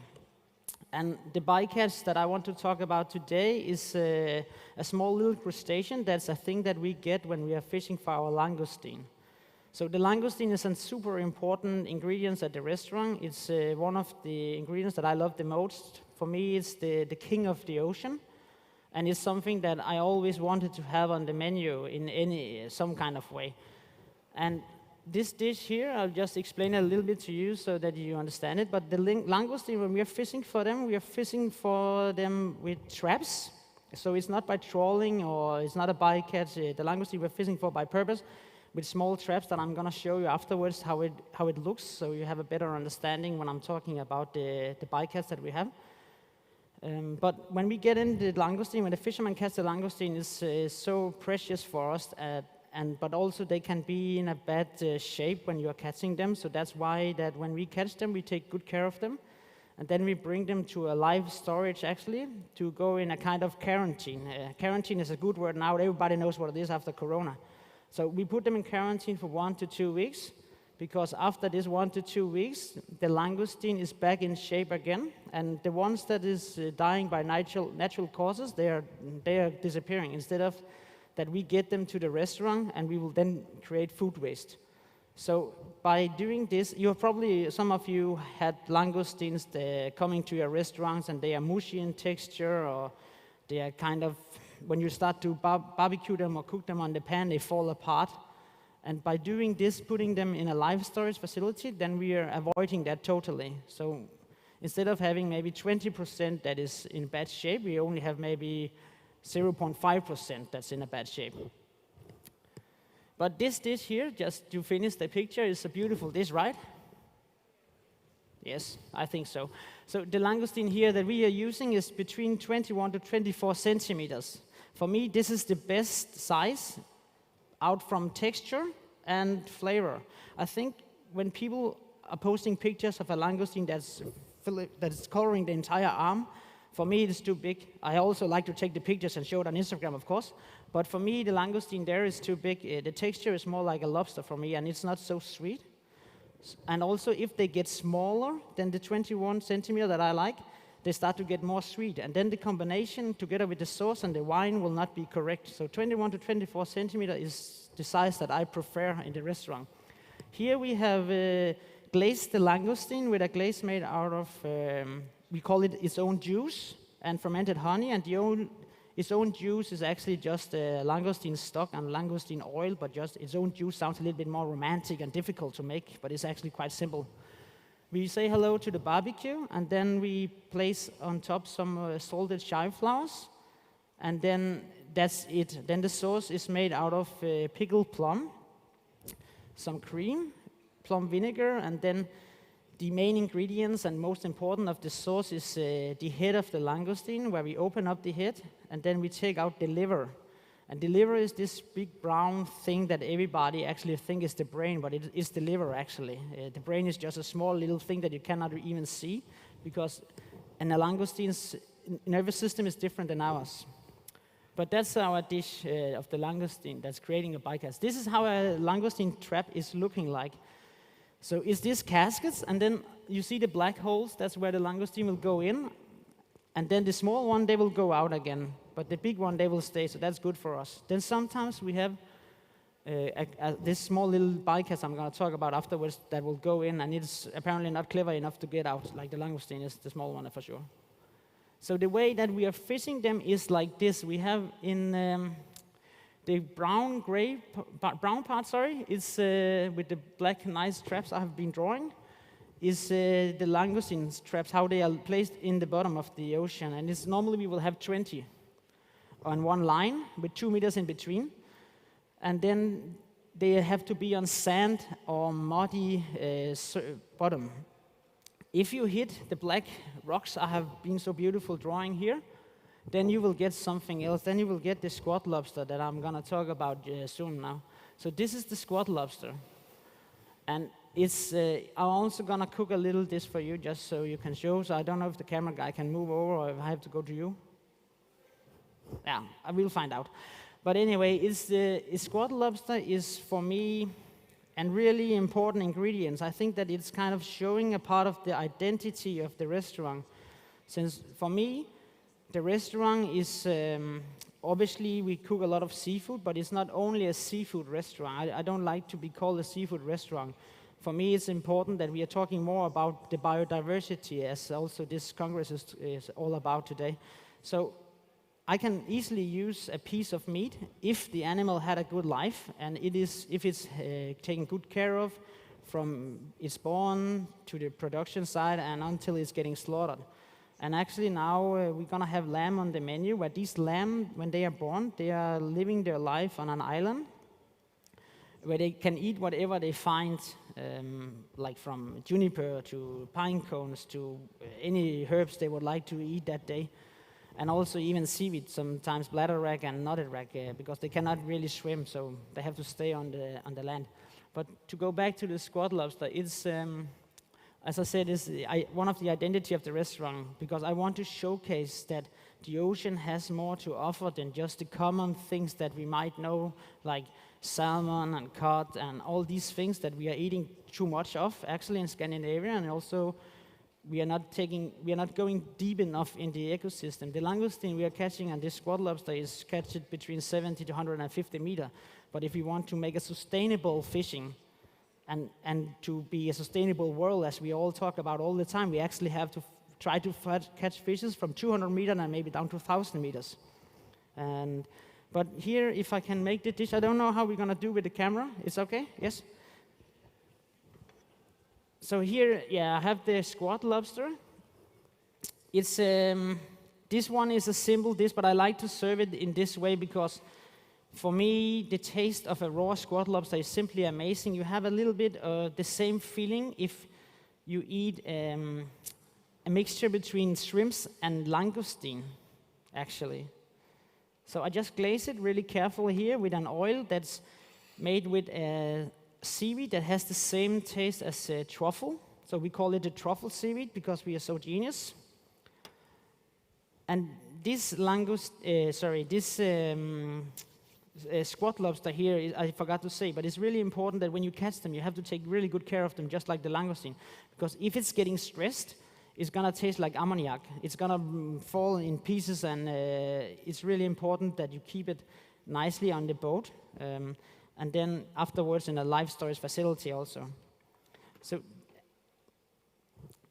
together with the squat lobster, we serve an kefir cream out of milk kefir that we have seasoned with a pickled rose, like brine, and also some of this truffle seaweed oil. And the idea to this dish is that you eat first, you take the tail and eat it as it is and enjoy the beautiful flavors. And afterwards you will suck out the head, and there you will, it's a little bit bitter, but sometimes I feel that it has a little bit notes of mushroom also. Maybe it's just me that's strange, but I think that it has a little bit this mushroom kind of feeling. And then together with that mushroom kind of feeling, you will eat the kefir, the spoon with the kefir. And then together in the mouth, it will make a really good harmony, I think.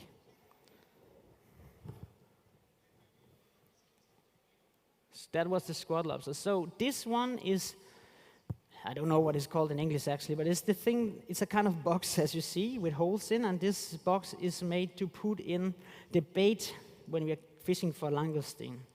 So the bait we use normally for the langoustine is fresh fish, but we have tried with different other things, and there when we use these boxes, you can get them in different sizes of the holes. You can have 4 centimeter, 6 centimeter, 8 centimeter.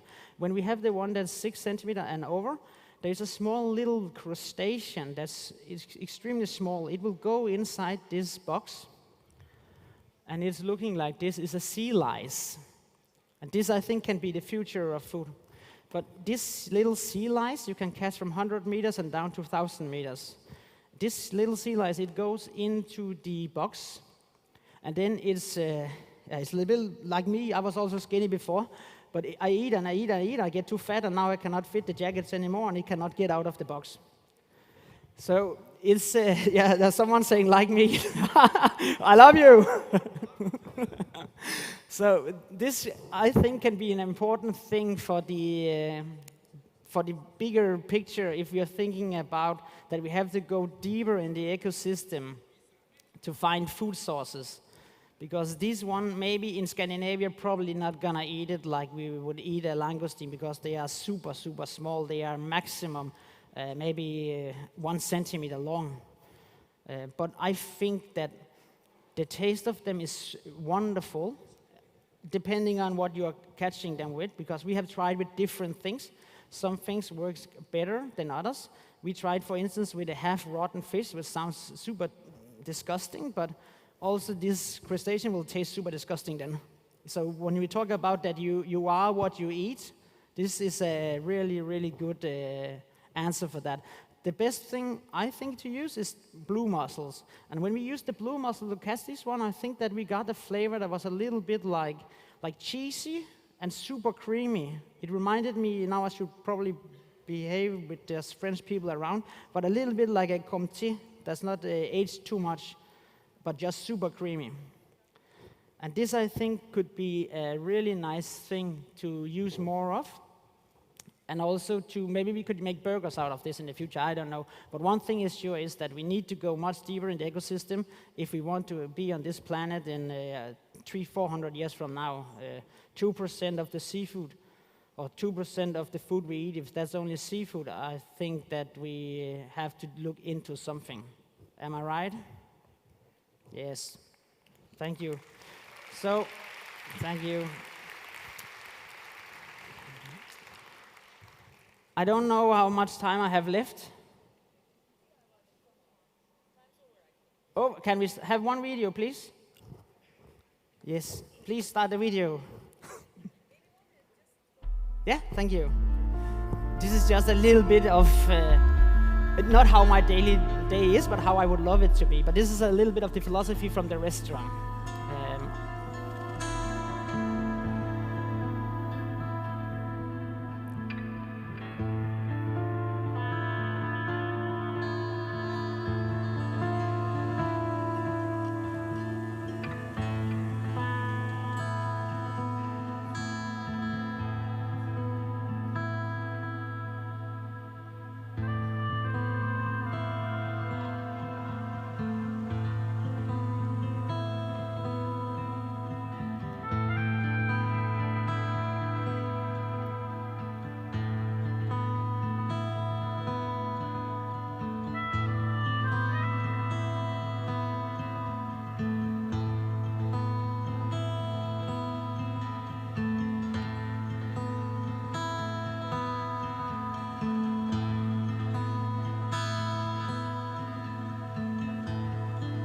That's it.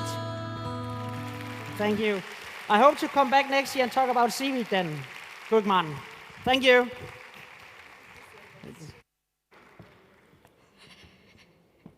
Efendim sıradaki misafirimiz İspanya'dan Şef Elena Arzak.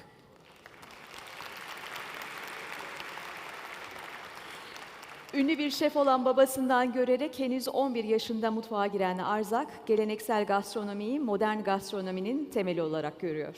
2000 yılından beri restoranında bir laboratuvar alanı da bulunduran Arzak, 2012'de dünyanın en başarılı kadın şefi seçilmiş. Alkışlarınızla davet ediyorum. Şef Elena Arzak geliyor.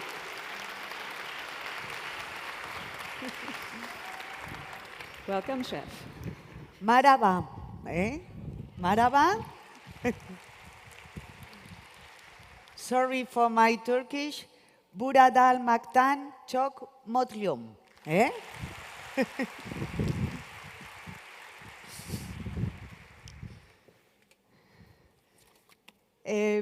It's a great honor to be here. Thank you, Gastromasa. Thank you, Gogmen-Sousen, the team that you organized this marvelous Congress. Really is very, very interesting and one of the meeting points in the world of gastronomy we cannot meet. Congratulations, Gogmen, Gastromasa, Istanbul for that.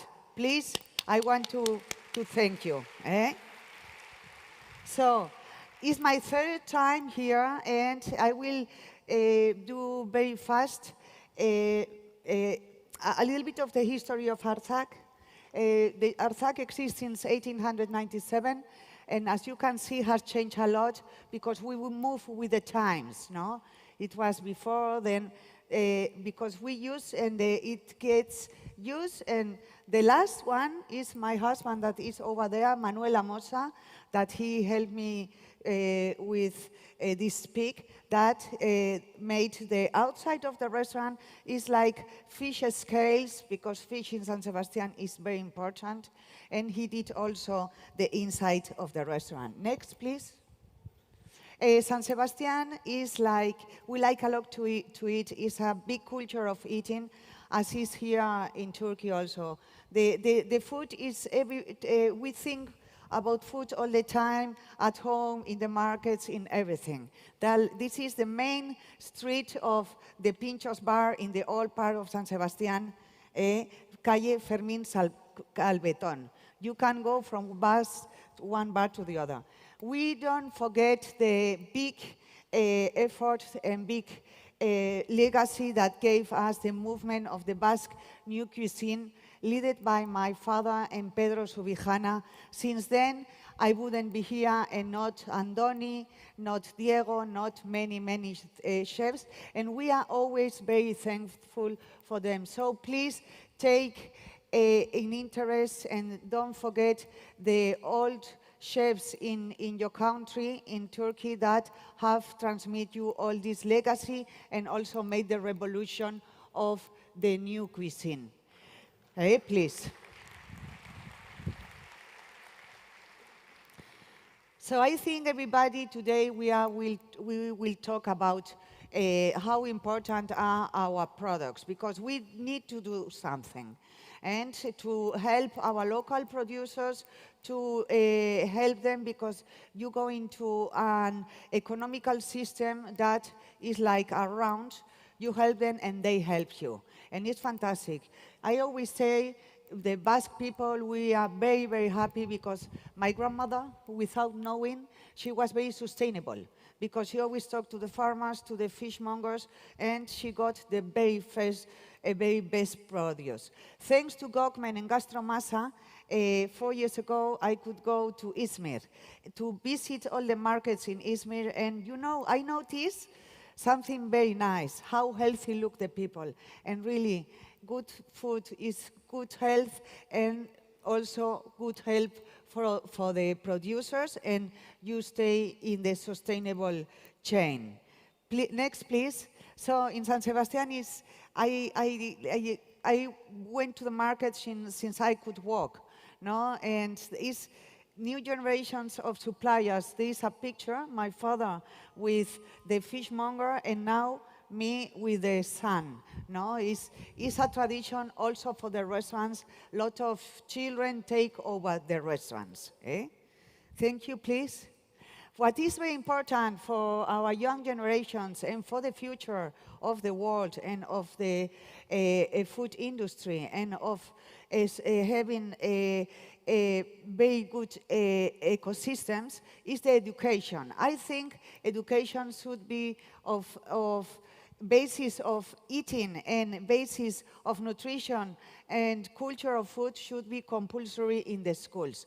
In Spain, we are fighting for that, and I'm sure it will come. They do a little bit, but we want more. Please. This is the markets. It's full of markets. The farmers, you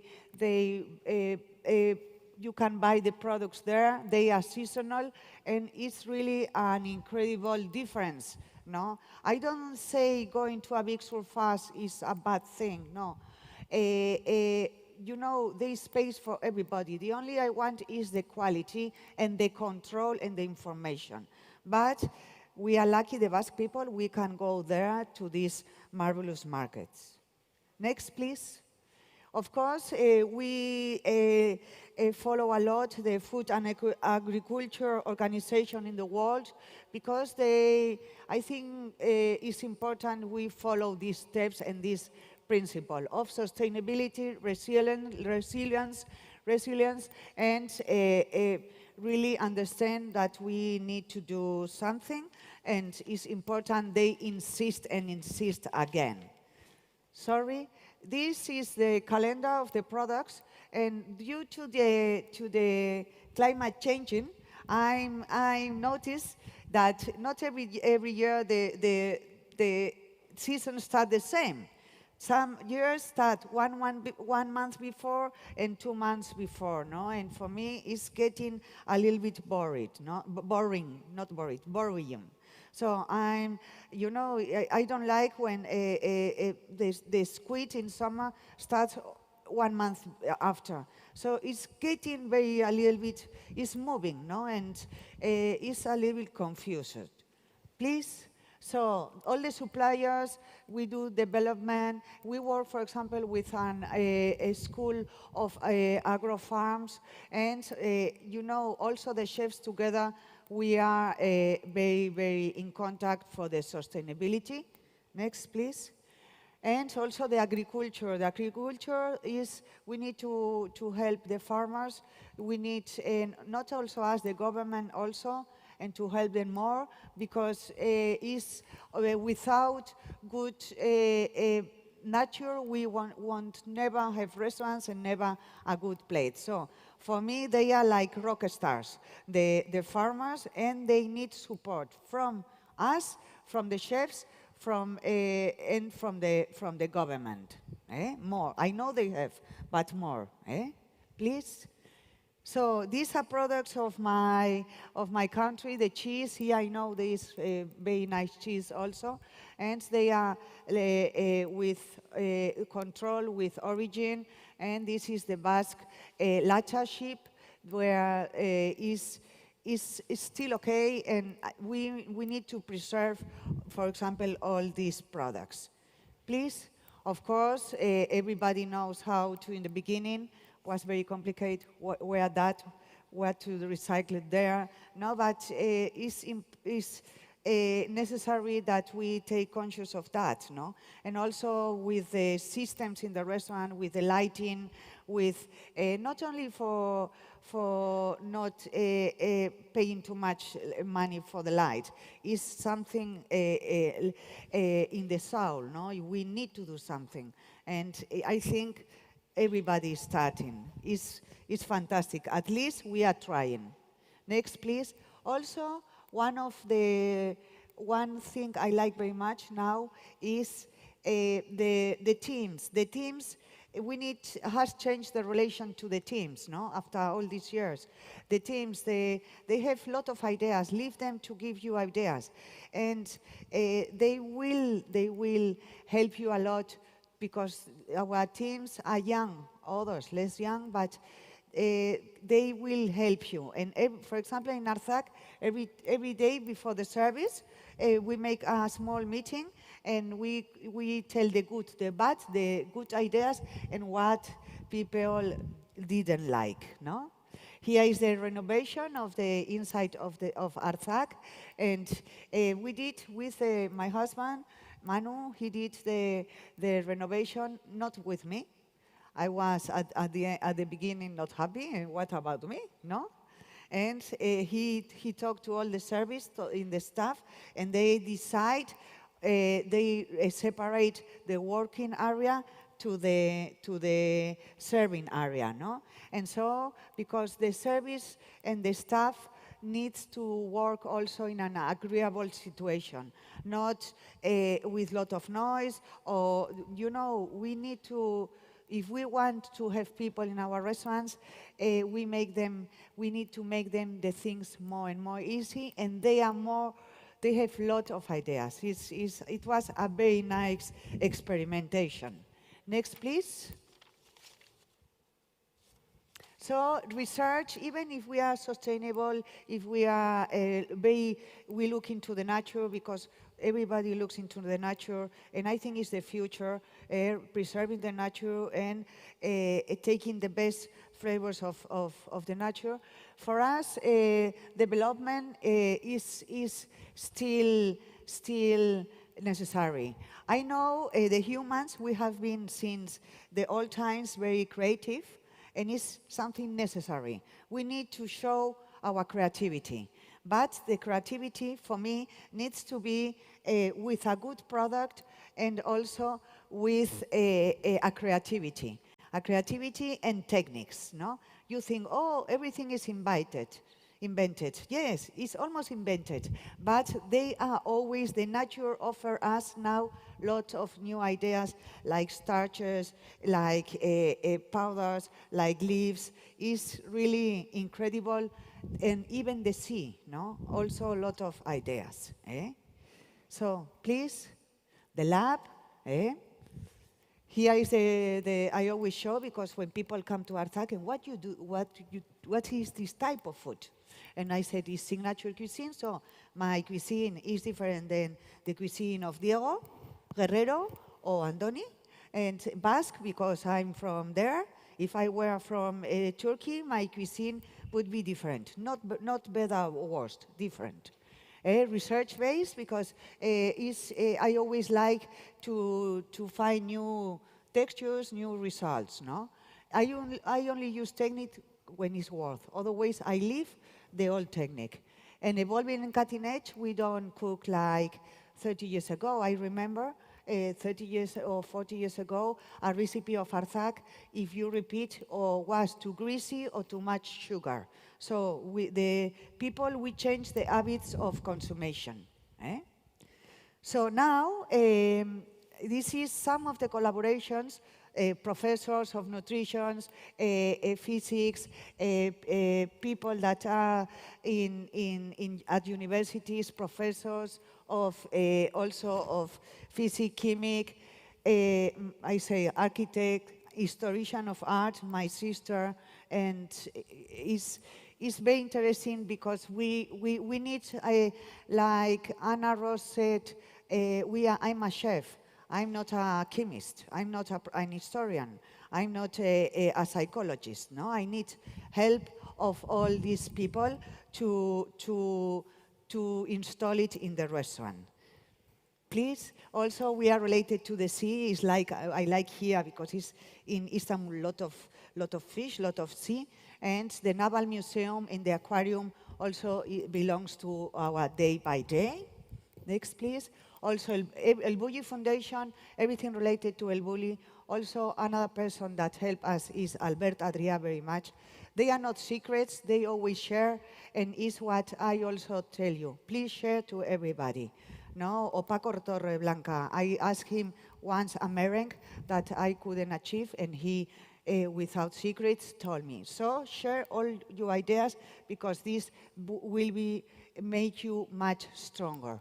And El Basque Culinary Center, thanks to them, we are happy. We have the university degree and of science of gastronomy.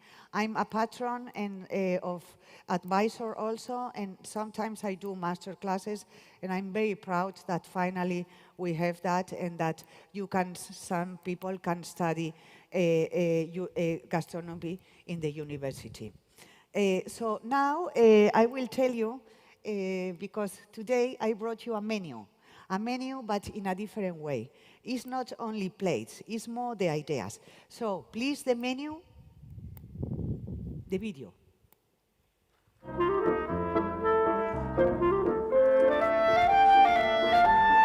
This summer, while leafing through the Arzac menu archive, I reflected that for centuries, guests at taverns ate what there was.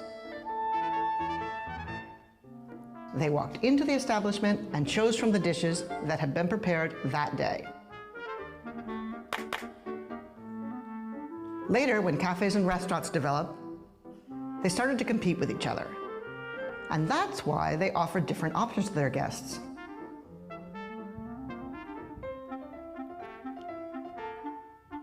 On printed pages or pasteboards.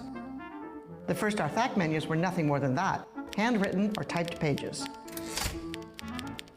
The word menu dates from 1718 and began to be used, in France of course, to mean list or listing. Our first menu dates from 1969.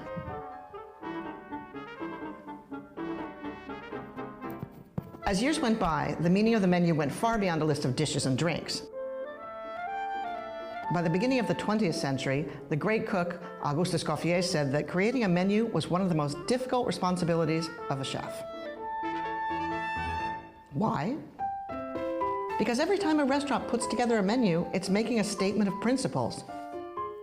Every time we write up a new menu at Arzac, we're writing a manifesto on our gastronomic identity.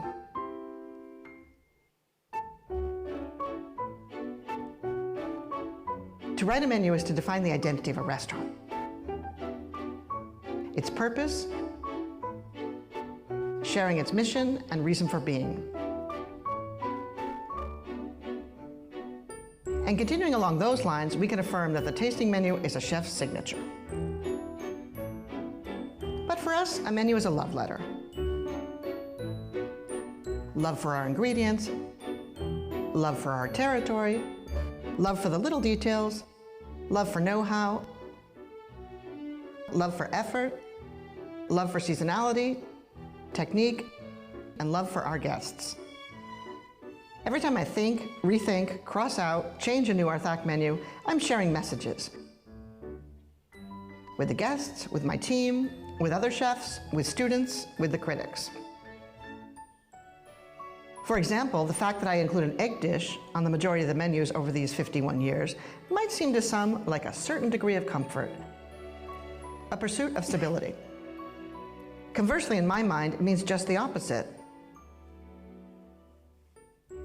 An obsession for growth, to turn things around and find new expressions, pairings and combinations, cooking techniques for an ingredient. That's why that egg from the first menu has nothing to do with the latest, nor with the following preparations that we've done all these years. This egg appears on a menu from 2007. We created this other egg in 1997, although this menu is from '99. Up to this point, the eggs were just cooked. They were fried or they were poached. In 1997, we started to wrap them in plastic wrap, thus achieving a new technique and a totally different way to cook eggs. It was a revolution. The essence remains, but the preparations change, as we ourselves do.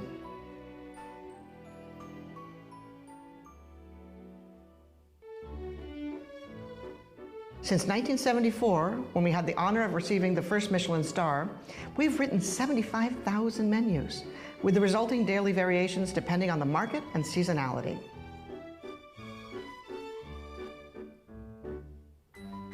For the last 33 years, each menu is responsible for having attained 3 new stars. That's why in our house, we don't believe that each year's stars get returned. They're saved in one of those menus and thus remind us that we have to fight to earn 3 new stars.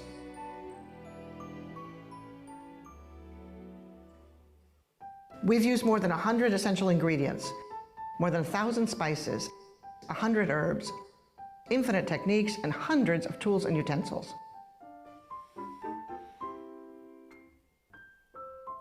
But we've always maintained the same manifesto in these love letters. Cuisine that lets the imagination run wild, but remains linked to very solid cultural roots. Satisfy the diner, food that feels good.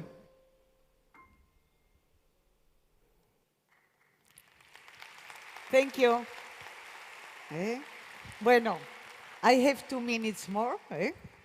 I'm happy you like the video. I like also very much seeing all these menus of Arthak from all the life, no? But I want to explain, after the pandemic, everybody we had, I mean the hospitality, lot to think, and I think there is a new tendency after that, no? People have become, they are a young generation, people have become more sustainable, and they trust us. So we need to be very informed, because they believe on what we do. So we need to be on the level of the sustainability, to give them the good products and in a sustainable way. Also, there is, as you know, in all the restaurants, there is new clients like foodies, gastro lovers, influencers, young people that they already know what they will have before they come to the restaurant. They see it on the online, in internet, and so and they expect very much, but they have changed the way. Some of them want, for example, a tasting menu with wine pairing. Others only a tasting menu without wine pairing. The others perhaps not so long a menus, and we need that. And others perhaps they want less expensive menus, and others want the same menu, but our work is that experience is worth for them. even if it is expensive, that it is worth for them because they know is a lot behind in our teams and in all what we do. It's very important also that it's a new, for me, a new question that I tell you. I don't know if you notice, but every day is more and more difficult to take an order because some of them, new people don't want to be imposed. So they don't want we say, you have that or you have that. And so in on a table of 5 people, 3 want the tasting menu with the wine pairing and 2 not. What should we do? This is my question. I don't really know. So I think this discussion can continue. Should we be so permissible, or should we say, excuse me, you go too far away? So I learned in Artsakh, we are for the guests, is what I learned, but it's a new way of giving the menus and giving of the food that I need to saddle, and I imagine you also. And then, to finish, I brought you some plates that we are doing. This is an egg dish. We have always an egg dish in Artsakh because my father adores eggs. But I went much further. I wanted egg from the same day. So imagine to convince a farmer that I wanted egg from the same day. He said, Elena, you are crazy. We are very, very busy in a farm. We cannot do it. I talked like 5 times with them, and so I told them, I know, for you, time is money, so I will pay more and more. And now the problem is over. They put the chicken together in the farm, and I believe them. I went to the farm. I saw the system. You know, this is for me the future of the food, the product, and doing special things, but around the product. And here, you know, this plate looks very simple, but it's a marble egg that I did with a coaching machine. Machine is like a mill that I do powder of mushrooms with olive oil for 12 hours. No? And then I do in the plastic the marble, and then I do outside also. With acithania, it's a special wild rice. When you eat it, it's marvelous, the contrast, the flavors that you don't expect. It's also a small pieces of Chinese egg from the Chinese culture. Next, please. Here, the squid is very Basque. So, and I do a play, of the raw squid, and it's a squid with semolina. Semolina with the inside of the squid. The grilled squid I need new. In the Basque, we never eat the inside. But this year I said, I want that people eat the inside. Let's see. And the result was very, very good. No? I took some of the inside out. I leave the peel. And the broth is a broth that is with squid ink, with squid broth. Chobushi is new for a squid in the Basque, and with lime kefir. And really people accept it. Next, please. This is the first thing I did when I arrived to Istanbul. I ran to the bazaar because I wanted more sumac. I always do a plate with sumac in Artsakh. This was a plate in honor of Islas Baleares, Balear Island in Spain, that are full of flowers and full of color. So I did an hibiscus crumble, hibiscus ice cream, and then a bergamot, ¿cómo se dice? Meringue with the sumac. The sumac is very important in this plate. Otherwise, the meringue is too fat, too boring. And the sumac goes very well. And now to end, this is one of my favorite plates we are doing in Artsakh. It's called Ecosystem Marine. Now the sea is very important, and I wanted to do like a coral reef, but a coral reef with chocolate. The outside is chocolate, inside is chocolate from República Dominicana, because the president of gastronomy of República Dominicana came to Artsakh, and he told me that many women leaded the plantation of cacao in República Dominicana. Elena, please, you need to help us. Of course, I use chocolate of República Dominicana. I know here is Leo Espinosa, that she helps a lot also in Colombia, the woman with the chocolate. The liquid is the coral of, it's not coral, but they call it coral. It's from the small seaweeds and crustaceans that are attached to the reefs. And then it's different chocolates. No? In the very first beginning, I wanted to do the star, I put it rosa. But my son, that is 16 years old, told me, no, Mom, you know, this looks like Bob Esponge of Patricio of the design, no? Leave it white. So it's important how we think the plates, and one color really can influence you in another idea. So, and now, I want you to see how we are working now.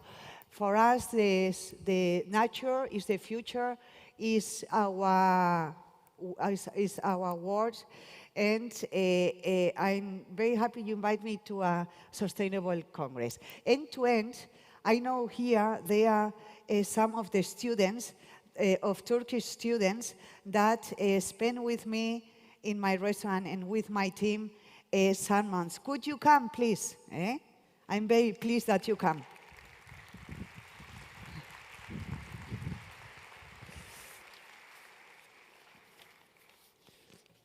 They are more, but they needed to work. They couldn't come. Like, they are coming. They are really marvelous. You cannot imagine these people. Sena Karahan, Baktur, Aysen is not there? Aysen? No? Oh, who is Aysen? And then I want to also, there are many, I like Yura Lulov, he's there from other countries, also from Spain.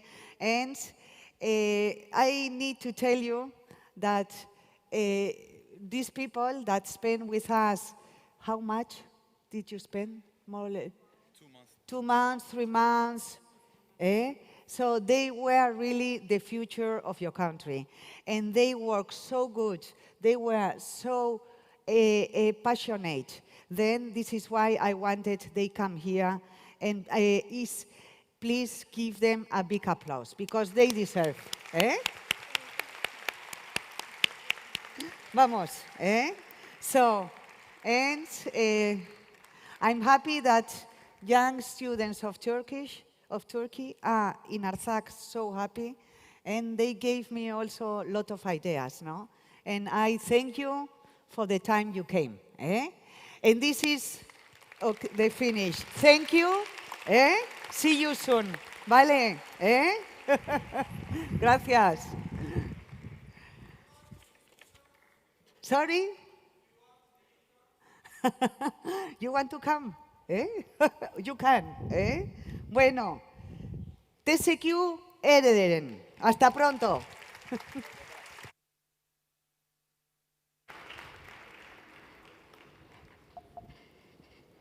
Elena Arzak'a çok teşekkür ediyoruz. Bir seyircimin halini hatırını sorayım. Nasılız? Nasıl gidiyoruz? Her şey yolunda mı? Teşekkürler. Efendim sırada İtalyan şef Riccardo Camanini var. Gardone Rivierası'ndaki Lido 84 restoranıyla ünlenen şef, açılıştan hemen 6 ay sonra restoranda bir Michelin yıldızı kazandırmış. 2019'da The World's 50 Best Restaurants listesinden prestijli bir ödülün sahibi olan şef, 2021'de en yüksek ödülü ve 2022'de son olarak 8. sırayı almış. Alkışlarınızla davet ediyorum şef Riccardo Camanini. Buongiorno. Buongiorno Istanbul, grazie per averci invitato. Un abbraccio a tutti. Eccomi. Prometto di cercare di sollecitare l'appetito di tutti voi, visto che è un orario molto buono per il pranzo. Preferisco tenere la lezione in italiano perché verranno utilizzati alcuni termini dialettali ormai in disuso nella nostra lingua italiana. E infatti vorrei partire iniziando proprio dal titolo della lezione che abbiamo portato oggi. Il titolo della lezione di oggi è La forza di due buoi in un piò.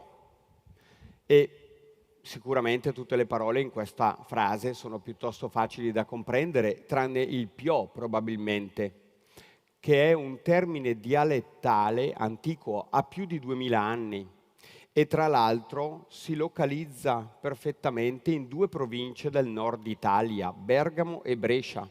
Sono bergamasco. Sono due terre dove pongono moltissima attenzione nel preservare le proprie origini, la propria biodiversità, ed è proprio di questo che vorrò parlare. Ma che cos'è un piò? Prima di tutto, per noi italiani, per me, bergamasco, ogni volta che ne sento pronunciare questa parola, chiaramente sorrido, perché ha un suono chiaramente bergamasco, dialettale, molto legato a tempi antichi, raramente lo si sente utilizzare. Il piò viene definito come lo spazio di terra che due buoi con un vomero in una giornata di lavoro riescono a lavorare. Quindi una spiegazione molto semplice, risalente all'epoca romana, che probabilmente ne determinava anche rapporti economici, contrattuali. Erano baratti probabilmente, ma chiaramente avevano una forza già allora di dialogo tra le persone. E perché voglio parlare di un piò? Proprio perché recentemente mi è capitato di scovare un altro luogo sul lago di Garda, a mezz'ora dal lago di Garda. Siamo nella parte lì tra Venezia e Milano, in mezzo c'è un lago molto bello, dove io e mio fratello Giancarlo abbiamo un ristorante Lido 84. A mezz'ora dal lago di Garda, nella parte dell'entroterra, in una zona piuttosto impervia, una frazione chiamata Degagna, ci sono due case, abitano 3 persone, una coppia, Graziano e Alice, e un signore, un vicino di casa, che alleva mucche. È una zona impervia, sì, ma con caratteristiche di ricchezza paesaggistica e culturale di grande rilevanza. Perché? Perché il lago di Garda ha questa fortuna. Siamo nel nord dell'Italia, ma ha fortissimi influssi e influenze mediterranee e alpine. È proprio questa la biodiversità del lago di Garda, che esprime olive, esprime ginepro e fichi, foglie di cappero e limoni. E chiaramente questo rende sorprendente questo luogo perché, malgrado siamo in una zona piuttosto remota, la produzione di ortaggi, frutta, verdura e abitudini è fortemente legata al periodo romano e chiaramente racconta l'Italia anche nella sua mediterraneità. Degagna, dicevo, è un luogo ormai quasi abbandonato, ma ho avuto la fortuna di visitare Graziano e Alice, che hanno deciso 8 anni fa di ridare vita a questo luogo e tornare a viverci. Vi ho parlato prima di un anfiteatro, perché la zona raccoglie proprio una dimensione molto simile a un anfiteatro. Davanti c'è tutta la vallata che poi arriva al lago, quindi tutte le influenze anche di vento e le stagioni vengono determinate da questa influenza costante tra il lago e la montagna. Che cosa hanno di particolare Graziano e Alice che mi hanno colpito? Chiaramente da loro ho scoperto piano piano diverse varietà di prodotti e soprattutto una particolarità sta nel fatto che amano raccogliere erbe officinali, fiori di campo, dei quali estraggono gli oli essenziali. Hanno un alambicco, fanno la classica produzione per mezzo del vapore. Per chi non li avesse mai fatti, si fanno bollire dei fiori in una parte liquida, in questo caso acqua, e attraverso una serpentina il vapore praticamente solleva anche le parti oleiche, le porta in una serpentina che a un certo punto, per via del freddo, scinde la parte oleica dalla parte acquosa. E la parte oleica chiaramente viene definita la parte più preziosa, se ne ricava pochissimo dai fiori. Ma c'è un'altra parte che mi interessava raccontarvi oggi, oltre al PIO, che è la parte delle acque, vengono chiamati idrolati. Per darvi una dimensione di memoria o di ricordo, si tratta di una sorta di decotti. La parte acquosa chiaramente ne ricava e ne trattiene i profumi più interessanti, e di ogni fiore o di ogni erba abbiamo chiaramente un'espressione diversa.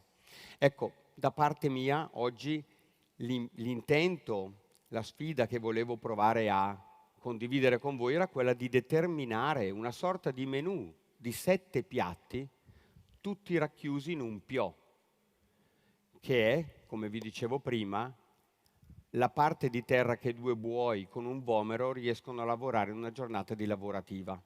Vi do anche una dimensione chiaramente metrica, perché altrimenti diventerebbe difficile per voi comprenderlo. Sono 3.522 metri quadrati. E vi ricordo che questa dimensione è semplicemente utilizzata in 2 province ancora in Italia, Bergamo e Brescia. Quindi volevo raccontarvi alcuni piatti attraverso questo luogo, attraverso questa poesia, che chiaramente è ricca di biodiversità, è stata totalmente non toccata da tutto quello che è stato il progresso anche dell'essere umano, ma è una terra anche di confine. Molto spesso chi barattava pesce di lago passava in queste zone per condividere o scambiare prodotti con chi allevava o coltivava. Quindi molto spesso la biodiversità non è solo determinata dal luogo, ma è determinata anche dal passaggio di esseri umani, di persone. Sono culle culturali estremamente ricche. Il nostro dovere da artigiani, a mio avviso, è quello di cercare di preservarne queste ricchezze, cercare di carpirle, trattenerle, per poi rilasciarle secondo una forma e una dimensione diversa, per quanto mi riguarda, da cuoco. Ora, come promesso, vado a cucinare qualche piatto, faremo 7 piatti, sarà una carrellata molto veloce, perché i prodotti che andrò ad utilizzare hanno un'immediatezza di gusto piuttosto evidente. Possiamo iniziare quindi da una sorta di, lo potremmo chiamare aperitivo adesso. Ci sono delle zucche fantastiche, la ricchezza chiaramente la acquistano dalla terra. Abbiamo cercato di esprimerne la migliore caratteristica di queste zucche, che sta nella dolcezza, e ci siamo accorti che semplicemente tagliandola alla fettatrice come una sorta di snack, come se fosse veramente un aperitivo, e utilizzando questa ricchezza di acque aromatizzate, idrolati, e in questo caso andiamo ad abbinare un idrolato alla camomilla, riusciamo a ottenere un profumo molto simile a un burro estremamente dolce e lattico. E chiaramente la camomilla ne espande queste sensazioni e questi profumi. Quindi mi sono immaginato di sedermi a tavola con Graziano e Alice e condividere con loro i loro prodotti e cercare di esprimerli e raccontarli attraverso la sensibilità di un cuoco. Quindi il primo piatto, come promesso, sono tutti piatti estremamente veloci. Zucca e idrolato alla camomilla. Ora andiamo a preparare un brodetto caldo che ci ha sorpreso notevolmente. Penso che ognuno di voi abbia in qualche modo in casa la sera prima messo in ammollo dei ceci o dei fagioli per poterli utilizzare il giorno dopo. Ecco, la sorpresa l'abbiamo colta proprio qui. Stiamo parlando di sostenibilità, di biodiversità, quindi anche in questo volevamo esserlo, estremamente sostenibili. Generalmente l'acqua di ammollo dei ceci, quella che si mette a bagno la sera prima per ammorbidirli, viene buttata. La parte sorprendente è stata proprio questa, che se noi andiamo a ridurre, vi do anche una dimensione, 3 litri di acqua di ammollo di ceci e la riduciamo lentamente senza assolutamente aggiungere sale, ma è impossibile farlo prendendo i ceci, bollendoli, non risulta lo stesso risultato. È solo l'acqua di ammollo dei ceci, probabilmente la ricava dalla parte della pelle e sicuramente dai sali minerali che ci sono all'interno dei ceci. Se andiamo a ridurla, dicevo, da 3 litri di acqua ne esce molto poco. Questo condivido con voi, poco sostenibile, ma non da buttare. Otteniamo 100 grammi di risultato, che è l'acqua di ammollo dei ceci, che ha un gusto estremamente vicino ed evidente a ciò che è il classico brodo di gamberi di fiume, quelli rossi. Un ricordo che mi ha portato facilmente all'esperienza francese che ho avuto 20 anni, 30 anni fa, quando ho iniziato a muovere i primi passi nelle cucine, e al jus de crustacés, de crevettes rouges, un fondo piuttosto classico per i francesi, piuttosto canonico, ci fanno anche delle gelée. Non contiene sale, non contiene nient'altro che un prodotto generalmente poco prezioso, l'acqua di ammollo che buttiamo. Ma immaginate che cosa potremmo risvegliare nella mente di ognuno di noi, i ricordi, le memorie, ma soprattutto il fatto di essere sostenibili con ogni parte integrante di una ricetta. I ceci li useremo per fare altro magari. Andiamo a preparare il terzo piatto. Non potevo non portare una pasta, in questo caso ho voluto portare una pasta ripiena, un agnolotto. L'agnolotto è il classico tortellino che viene spanciato su se stesso, è questo un po' il termine, c'è una parte di pasta che racchiude nuovamente la parte del ripieno. Vi dicevo che il vicino di Graziano alleva mucche, abbiamo fatto un agnolotto riempito, farcito con coda di bue, quindi una parte estremamente gelatinosa, ricca di collagine. Li abbiamo aromatizzati con dell'anice stellato per dare una nota di freschezza e chiaramente per riportarci anche a questo periodo della stagione. E con i funghi selvatici di Graziano e Alice abbiamo preparato un brodo di finferli, ma che abbiamo anche in questo caso deciso di aromatizzare con la loro terra. Quindi abbiamo utilizzato in questo caso l'idrolato di abete rosso. Quindi dalle cortecce degli abeti accanto a lui estraiamo questa acqua estremamente aromatizzata. I toni di gusto vanno verso derive legnose piuttosto evidenti che trovavo adatte proprio per esaltare il profumo dei funghi. E chiaramente siamo sul lago di Garda, una nota di olio extravergine d'oliva per dare la giusta nota erbacea e di freschezza al piatto. Corro, voglio cercare di rimanere nei tempi. La successione non l'ho azzeccata, provvedo subito.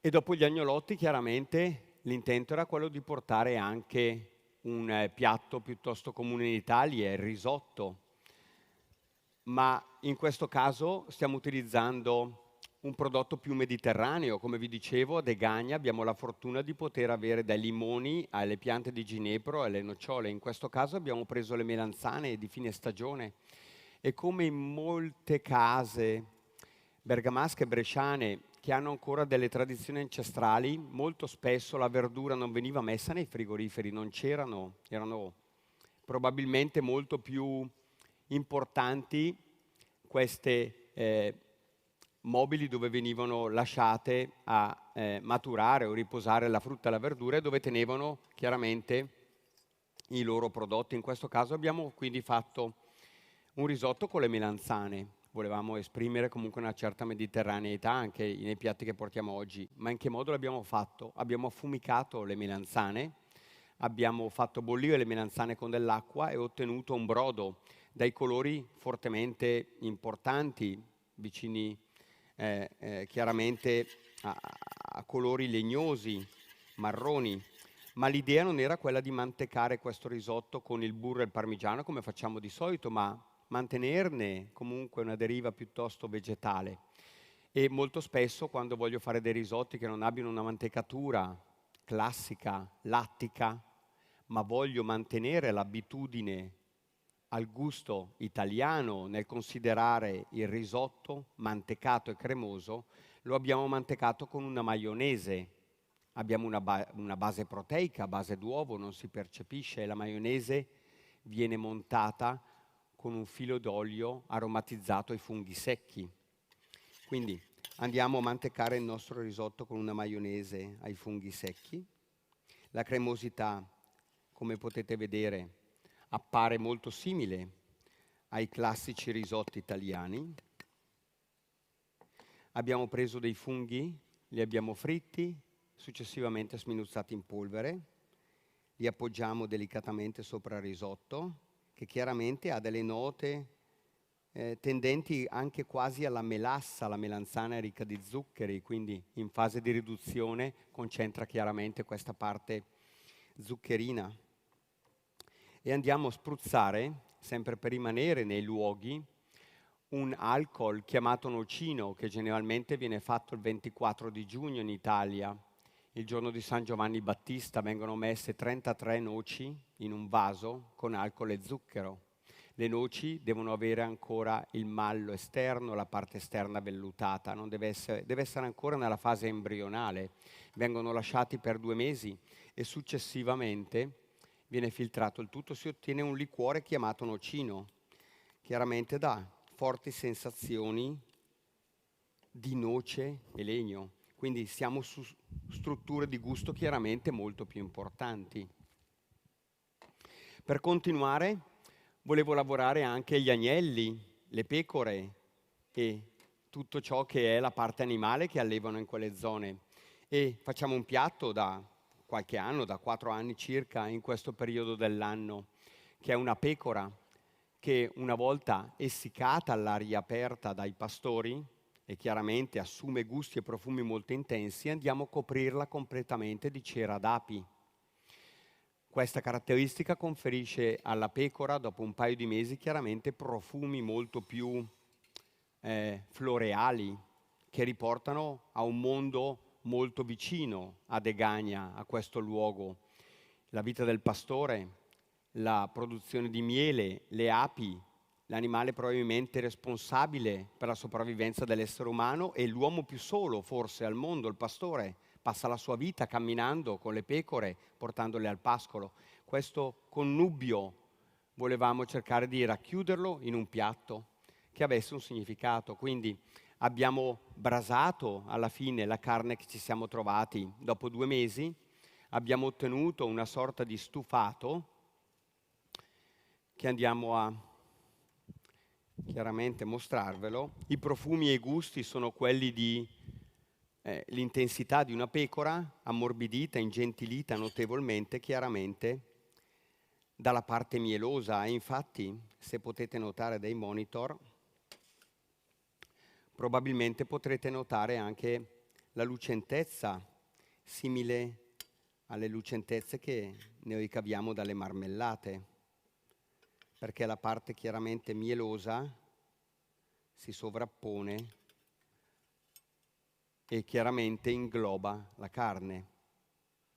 Mettiamo del melograno, anche questo molto comune in queste zone. Mettiamo del polline per dare una nota chiaramente molto vicina alla parte floreale che vi dicevo prima. Abbiamo aromatizzato anche in questo caso la pecora con un altro idrolato al finocchio dolce, chiaramente per dare queste note espressive piuttosto floreali evidenti. E rappresentiamo il nostro brasato di pecora in questo modo. Vogliamo continuare con l'ultimo piatto dei salati. Non vi ho portato dei funghi porcini o dei funghi piuttosto comuni. In questa zona nascono dei funghi che ormai sono passati in disuso. La caratteristica è la bontà della textura, della consistenza, sono tutti funghi che rimangono piuttosto gommosi, ma molto piacevoli. Mi ha fatto molto piacere sapere che anche nelle colline sopra Istanbul il Lactarius, questo fungo che viene chiamato da noi sanguinello, è molto comune anche nelle vostre zone. Sono funghi che hanno caratteristiche di gusti e di profumi piuttosto intensi. E che cosa abbiamo fatto per cercare di aderire il più perfettamente possibile a quello che è la nostra tradizione e quello che io vedevo da piccolo nelle case dei miei nonni. Non c'erano i frigoriferi, molto spesso i funghi rimanevano un giorno o due vicino al camino e si asciugavano lentamente. Diventavano veramente ancora più gommosi e paradossalmente è proprio lì la bontà. Sta nella consistenza che invoglia chiaramente nella masticazione un atto quasi sceso di tono negli ultimi anni, ma molto importante, siamo onnivori. E chiaramente la masticazione di questi funghi, dopo una frittura chiaramente preventiva, questa sorta di affumicatura e asciugatura vicino ai camini, ne danno delle forme piuttosto insolite. Che cosa abbiamo fatto? Vi abbiamo detto che in questi luoghi abbiamo anche nocciole, siamo fortunati. Abbiamo cercato di fare una crema spalmabile mischiando il pane vecchio, che non veniva mai buttato. Lo abbiamo fatto cuocere, fermentare con delle nocciole e abbiamo creato una sorta di pasta di nocciole e pane fermentato. È una crema, andiamo a metterla nel piatto.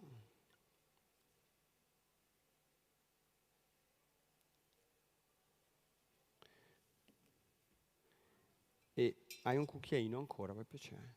Sotto mano?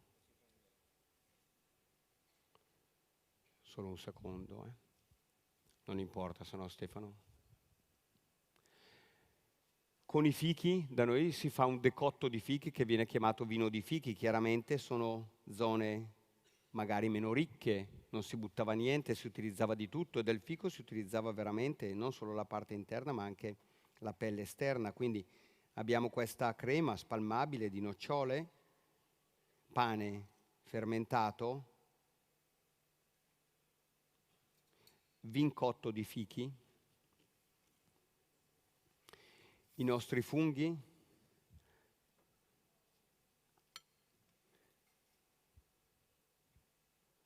tutti selvatici, e essendo una zona anche molto tradizionalista da un punto di vista di caccia, abbiamo fatto un fondo, eccolo, di volatili, mischiato, tranciato con del guanciale di maiale, che vanno a condire in ultimo i funghi. Non utilizziamo carne, ma utilizziamo chiaramente un fondo che ne raccolga i profumi e i gusti più vicini alla carne. E essendo una zona magari meno avvezza allo stare a tavola troppe ore, mi sono immaginato di non chiudere con un dolce da mangiare seduto a tavola, ma mi sono immaginato di dover uscire nel campo in questo piò di 3.522 metri quadrati e avere del lavoro da fare nel campo. E quindi la cosa migliore era portarmi semplicemente, durante la mia giornata di lavoro, delle radici del luogo che abbiamo candito con dello sciroppo di zucchero, delle foglie di fico e nuovamente del nocino per dare contrasto a queste radici. E queste mi sono immaginato chiaramente di portarle nelle camminate pomeridiane, nei campi, sopra Degagna, nel Paese delle Meraviglie di Graziano e Alice. Grazie mille a tutti per l'ascolto e ancora buona Istanbul e buona Gastromasa a tutti. Grazie e grazie a Stefano e a Gilles, i miei assistenti. Buona giornata. Thank you. No, non adesso. Bene.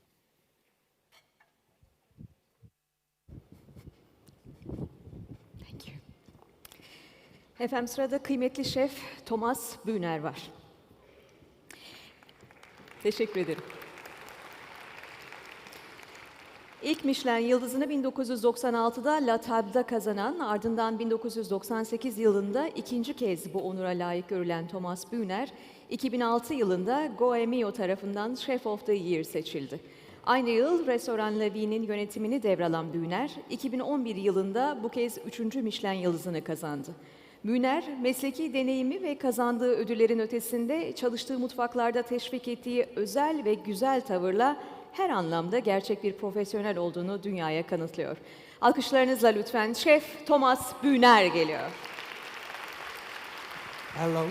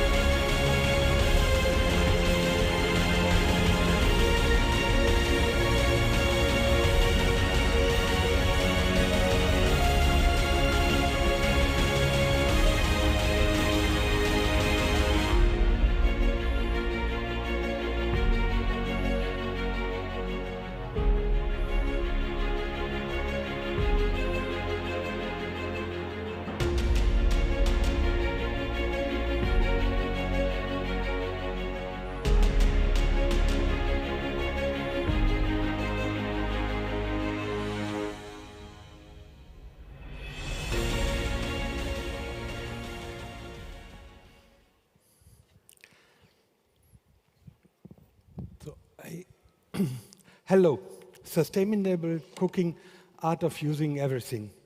Merhaba, dear audience. My name is Thomas Bühner.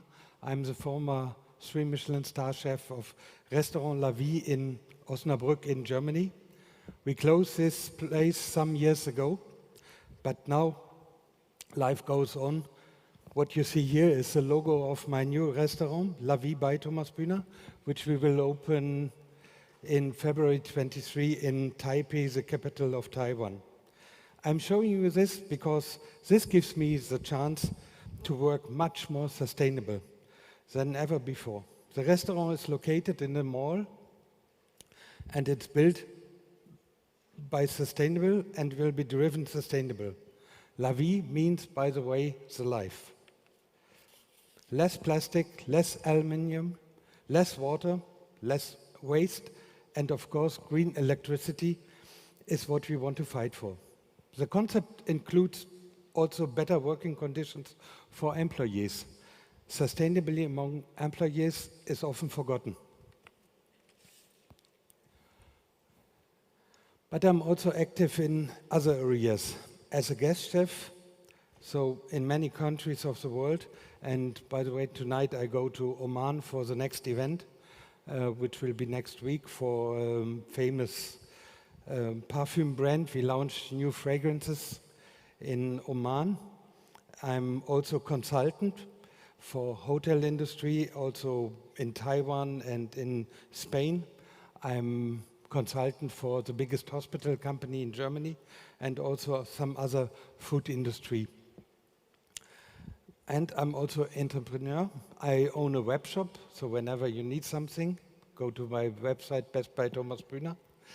And I'm partner in the distribution company for high quality vinegars and oils, and also I'm part of a company, we produce food boxes. But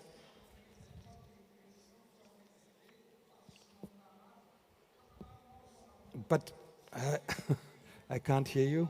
But have a look on yourself. Who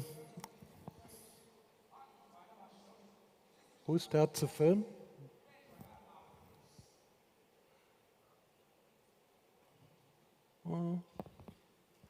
Can you start the film or? Thank you.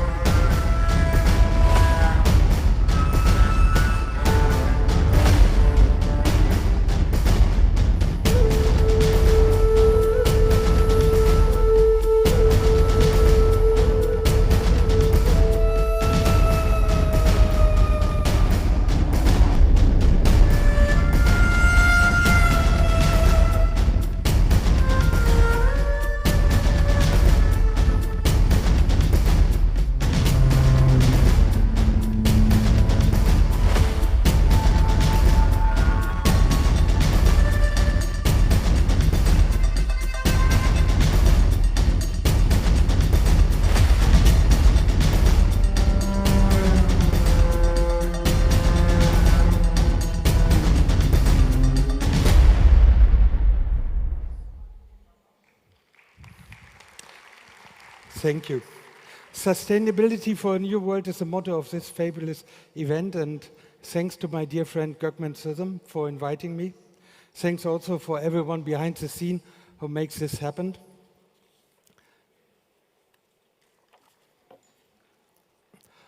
I don't want to hide it. I learned to cook and spent decades in kitchen where no one is bothered if water runs for hours, and we wash sweet bread white under running water. We turned on the oven in the morning, and it was under operation until to the night. That makes a lot of waste.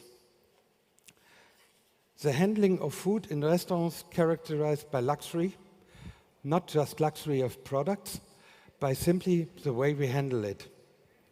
I remember how we cut out only the back of fillets from rabbits and we threw the rest away. Peelings of vegetables, leaves, stems, or even the touring of vegetables, there was always much waste. Long time, we never used the beef fat or chicken fat or many other products. I'm sure you know what I'm speaking about. Now, so this is how it looks. Just imagine 1 liter of rubbish cost 10 euros or around 200 Turkish lira. This container has 120 liters, so you can imagine how much does it cost. How much does it add up to? And just the organic waste, there's also residual waste and plastic waste. Back to food. What can we do? Let's think and buy seasonally.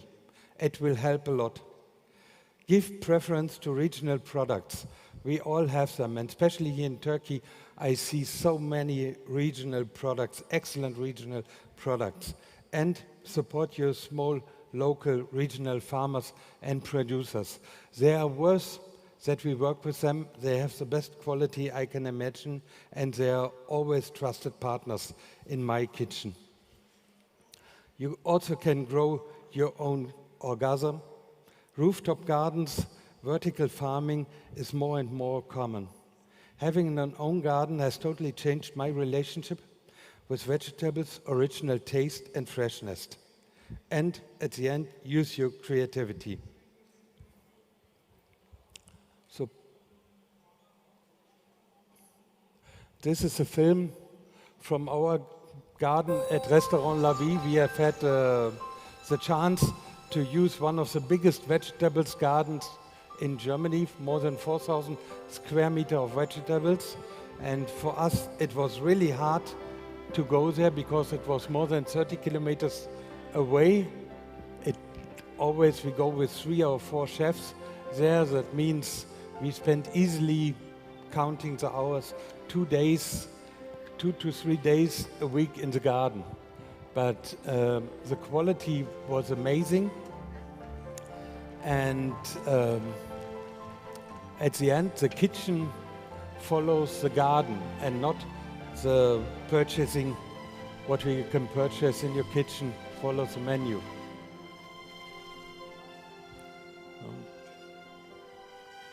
And it really was, our garden was a really source of creativity.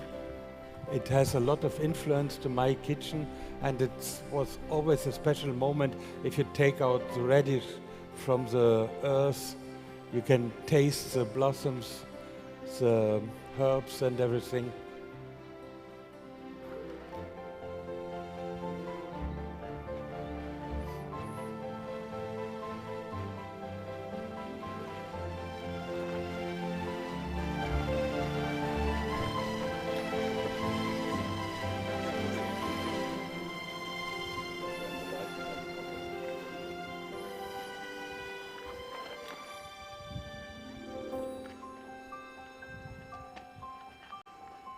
These are special moments which you can have in a vertical garden.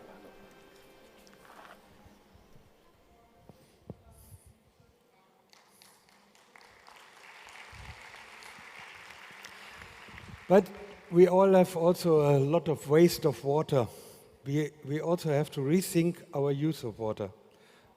Already at the beginning I mentioned how I used to wash sweetbread white under running water, and nobody needs this. No? You can make it white with other things. We also taught away frozen food. We also taught frozen food in warm running water. Water goes unnoticed, just runs out of the tap. We must rethink this. We have to change that. By assessment of value of the products has changed totally.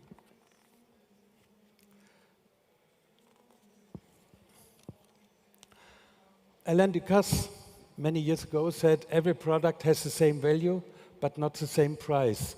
He's totally right. But I would add on, the same applies for, of course, for all the components of products. This is also for meat, fish, and other things we use in our kitchen. This picture I get from Capier. It's a famous Spanish fish smokery, and he shows here what we can use from a simple salmon. You can use the nose, the cheeks, the eyes, the fins, the belly, and everything. You can do something special with it. The liver from the fish, the swim bladder, the tongues, the cheeks. Our problem seems to be the luxury we live in, the lack of need to use everything that the product or the nature offers us. Let's be honest, how much from a salmon do you use normally in your kitchen? Even the most precious part, like the salmon belly, the people don't use. And if you think about tunas, there the belly is the best product you can have, the Otoro. Some weeks ago, I visited a German 3 Michelin star restaurant, Ruth's Wine Bar in Berlin, and also he offers this. It's a cutlet from a carp, a well-known sweetwater fish in Germany, and it was really delicious with a barbecue sauce on it, so nothing to throw away. And also these are now some pictures from my restaurant. This is, let's say, a cream caramel from fish liver, and we cover it with a little bit sauce made from squid and some caviar. Also here a lot of leftovers on. We have the belly of the salmon, some asparagus, the skin of lemon. The stock is made from the salmon skin and a little bit chive oil. It was one of our Amis girls. The next one is the liver of monkfish. We marinate in the same way like we did it with goose liver, and a little bit cranberry jelly and some shiso leaf. And the same you can do with vegetables. No need to have some leftovers. This potato foam with mimolette is made with the water, with the cooking water of the potatoes. We don't use cream and butter, but the water makes it much more tasty. This is a cheese course we did in our restaurant with fermented carrots. We use the leftovers of the carrots. We let them ferment and mix it up with some fresh salted carrots, and a cream of carrot. And also in the pastry, we use green of the carrots with some licorice. It makes a really nice taste. But maybe now we can start the next film. I would like to show you how we cover this is a Kagoshima Wagyu. And we always use the fat of the Wagyu. We have the cold ribeye and the warm fat. We leave it some seconds in the warm fat, take it out, and then it's, now slowly you can see it gets white, and we dip it again. later. The other one you can see, we do it 2 or 3 times, and then the beef is covered by fat, so we don't need vacuum bags or anything. And this is a much better to keep it instead of a vacuum bag. This is a Kagoshima Wagyu, and also for me important, you can use vegetables in different style. It's not only cauliflower or broccoli or whatever, you can use everything. And here we make a marinade of the Jerusalem artichoke, fermented Jerusalem artichoke. It's a marinade on top of the Wagyu. We have some sauce, also made by Topinambur, Jerusalem artichokes in different preparations on top, mixed with some chanterelles and herbs. This is, maybe you know, in Germany there's a very famous course. It's chicken ragu, and we try to make it new. We use all, not in this plate, but you can use all parts of the chicken. So this is chicken breast, the chicken legs, the ailerons,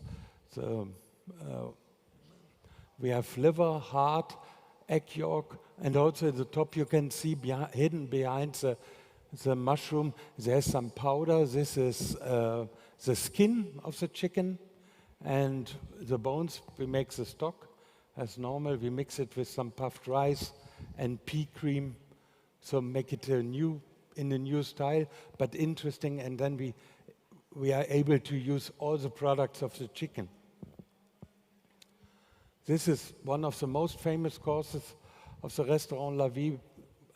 Some years ago we received from a US food blogger at the first restaurant in the world 10 of 10 points, and it was because this course, it's a juniper smoked pigeon, and the jus is made from leftovers of the pumpkin. So we roast the pumpkin very hard, 300 degrees until it's slightly black. Then we squeeze it out, we reduce the jus, and then we have a vegetable jus, which has a lot of taste.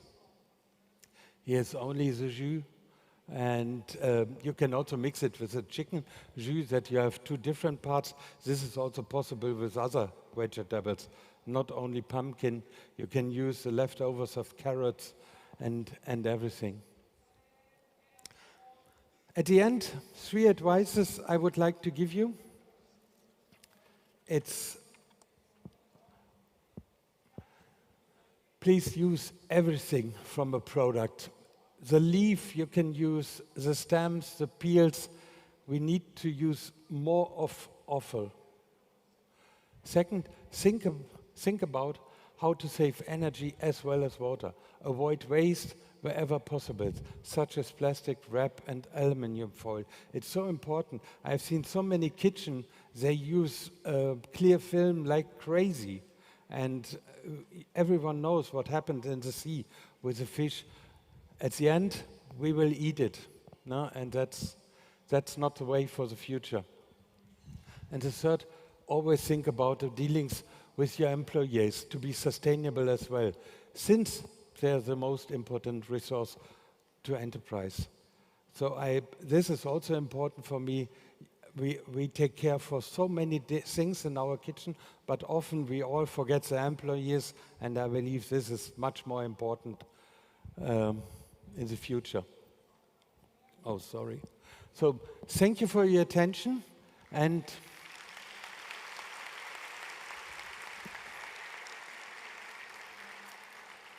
at the end I will give you a small view in the future. The next video shows my trip to Taiwan and gives you a small introduce to the new place where you can find me. This is where it starts, Osnabrück, La Vie.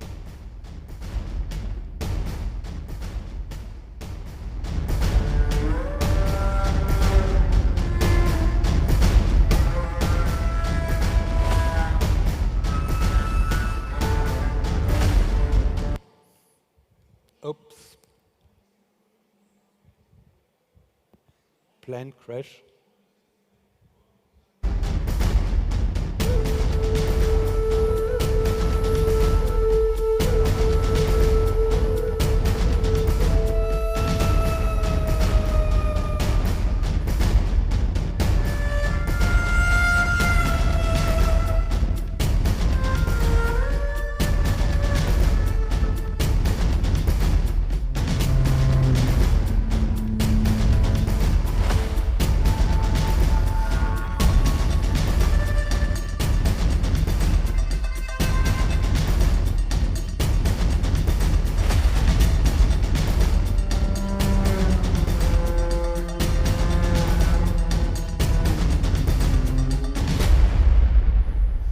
Thank you very much.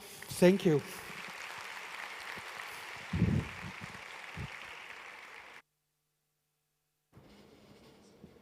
Thank you Thomas. Efendim bu kez bizden bir isim var sırada, gururumuz bir isim. Sürdürülebilirlik çerçevesinde restoran Nahita'nın hikayesini anlatacak bizlere. Yüksek alkışlarınızla Şef Ömür Akkor geliyor. Merhabalar. Merhabalar. Valla burada bulunmak çok heyecan verici. O yüzden biraz böyle sesim titreyerek başlıyor olabilirim. Gökmen'e çok teşekkür ediyorum ve gelen bütün misafirlere. Hakkı ödenmez Gökmen'in. Türkiye'ye önümüzdeki 10 sene, 20 sene içinde dünyanın sayılı gastronomi listeleri ya da yazılar arasına girecekse, çizilecekse bu bence Gökmen'in %50 tek başına sırtladığı bir noktayla olacak. O yüzden kendisine çok teşekkür ediyorum. Ben bugün size, bakalım bizim PowerPoint gelecek mi onu bilmiyorum ama birkaç dakika içinde gelecek. Bugün size bu sürdürülebilirlik kavramı, üzerine biyoçeşitlilik ve bunu bir restoranda nasıl uyguladığımız konusunda çok kısa bir bilgilendirme yapmak istedim. Aşağı yukarı 4 yıl öncesine kadar son 20 yıldır yemek tarihi çalışıyordum. Aslında 27. yılım. Üniversiteden sonra da bu sektörde yemek tarihi üzerine girmiştim. Ama son 4 yıldır bunun coğrafyayla tamamlanınca başka bir boyuta geçtiğini gördüm. Çünkü sadece tek bir uzmanlık üzerinden bir konuyu anlatmak çok sığ kalıyormuş. Bu coğrafyayla başladığım hikaye daha sonra filoloji, prehistorya, bunun üzerine etnobotani, bunun üzerine dünyanın diğer üniversitelerine entegre olarak şimdi coğrafya eksenli olarak hem yemek tarihi hem yemek coğrafyası hem de dünyanın çeşitli okullarında aldığım derslerle başka bir Anadolu bakış açısı geliştirdim kendime. Aslında bu Nahita'da da, Kapadokya'da Doğuş Hospitality ile beraber açtığımız bir restoran burası. Ben danışmanlığını yapıyorum. Bu restoranda da tüm bu 4 yıllık eğitimimin bir finali gibiydi ve aslında ilk kez yemeği coğrafyaya bağlamış olduk. Bugüne kadar düzenli olarak onu tarihe bağlıyordum ama bu sefer şeyi göreceğiz, onu bir coğrafya etkisini göreceğiz. Sürdürülebilirlik kavramını biraz böyle kişisel olarak açmak istersem, biz tabii bunu bütün dünyadan dinlediğimiz zaman aslında bu böyle bir üst perdede kalıyor ve bize bunları yapmamız öneriliyor gibi anlıyorum ben. Yani sürekli işte sürdürülebilir, böyle olur, böyle olur. Kimse kendisini bu işe dahil ederek konuşmuyor. Özellikle Batı'nın dilini biraz böyle buluyorum. Yani bir tık daha yukarıdan konuşuluyor. Ama tarihe dönüp baktığımızda aşağı yukarı işte Karahantepe 14.000 sene önce, Göbekli Tepe gene 14-13 bin sene önce, üzerine Aşıklıöyük 10.500 sene önce, Çatalhöyük, Kültepe'yi koyduğunuz zaman Anadolu topraklarında aşağı yukarı 12.000 yıldır kesintisiz bir hayat devam ediyor. Yani Anadolu 12.000 yıldır kendisini sürdürüyor zaten. Bu bakımdan Anadolu'ya gittiğiniz zaman hepimiz belli şehirlerden, ilçelerden ya da köylerden geliyoruz. Buna baktığımız zaman biz Anadolu'nun herhangi bir köyünde bir çöplüğe, kapının önünde bir poşete rastlamıyoruz. Neden rastlamıyoruz? Çünkü Anadolu sonuna kadar bu sürdürülebilirlik kavramını içine işlemiş. Bunda ne etkili? 14.000 yıldır bu mirası devralmış. Sürekli yenileniyor. İşte Nahita'da yapmak istediğim şey tam olarak buydu. Benim sunum gelecek mi bu arada? Ben açamadım. İnşallah gelecek. Ben de biraz geç gönderdim. Bir yarım saat oldu göndereli. Umarım gelir. Biz de Nahita'da tam olarak aslında bütün bu Anadolu'nun 12.000, 13.000, 14.000 neyse bütün bu sürdürülebilirliği üst üste koyarak restoran nasıl geldi. Şunu söylemeden geçemeyeceğim. Çetin Hoca benim biyocoğrafya hocam. Onunla entegre bir şekilde Liverpool Üniversitesi, Princeton, Chicago, Tokyo, Isparta ve İstanbul Üniversitesi'nde beraber çalıştığımız bir ekipte çalışıyoruz.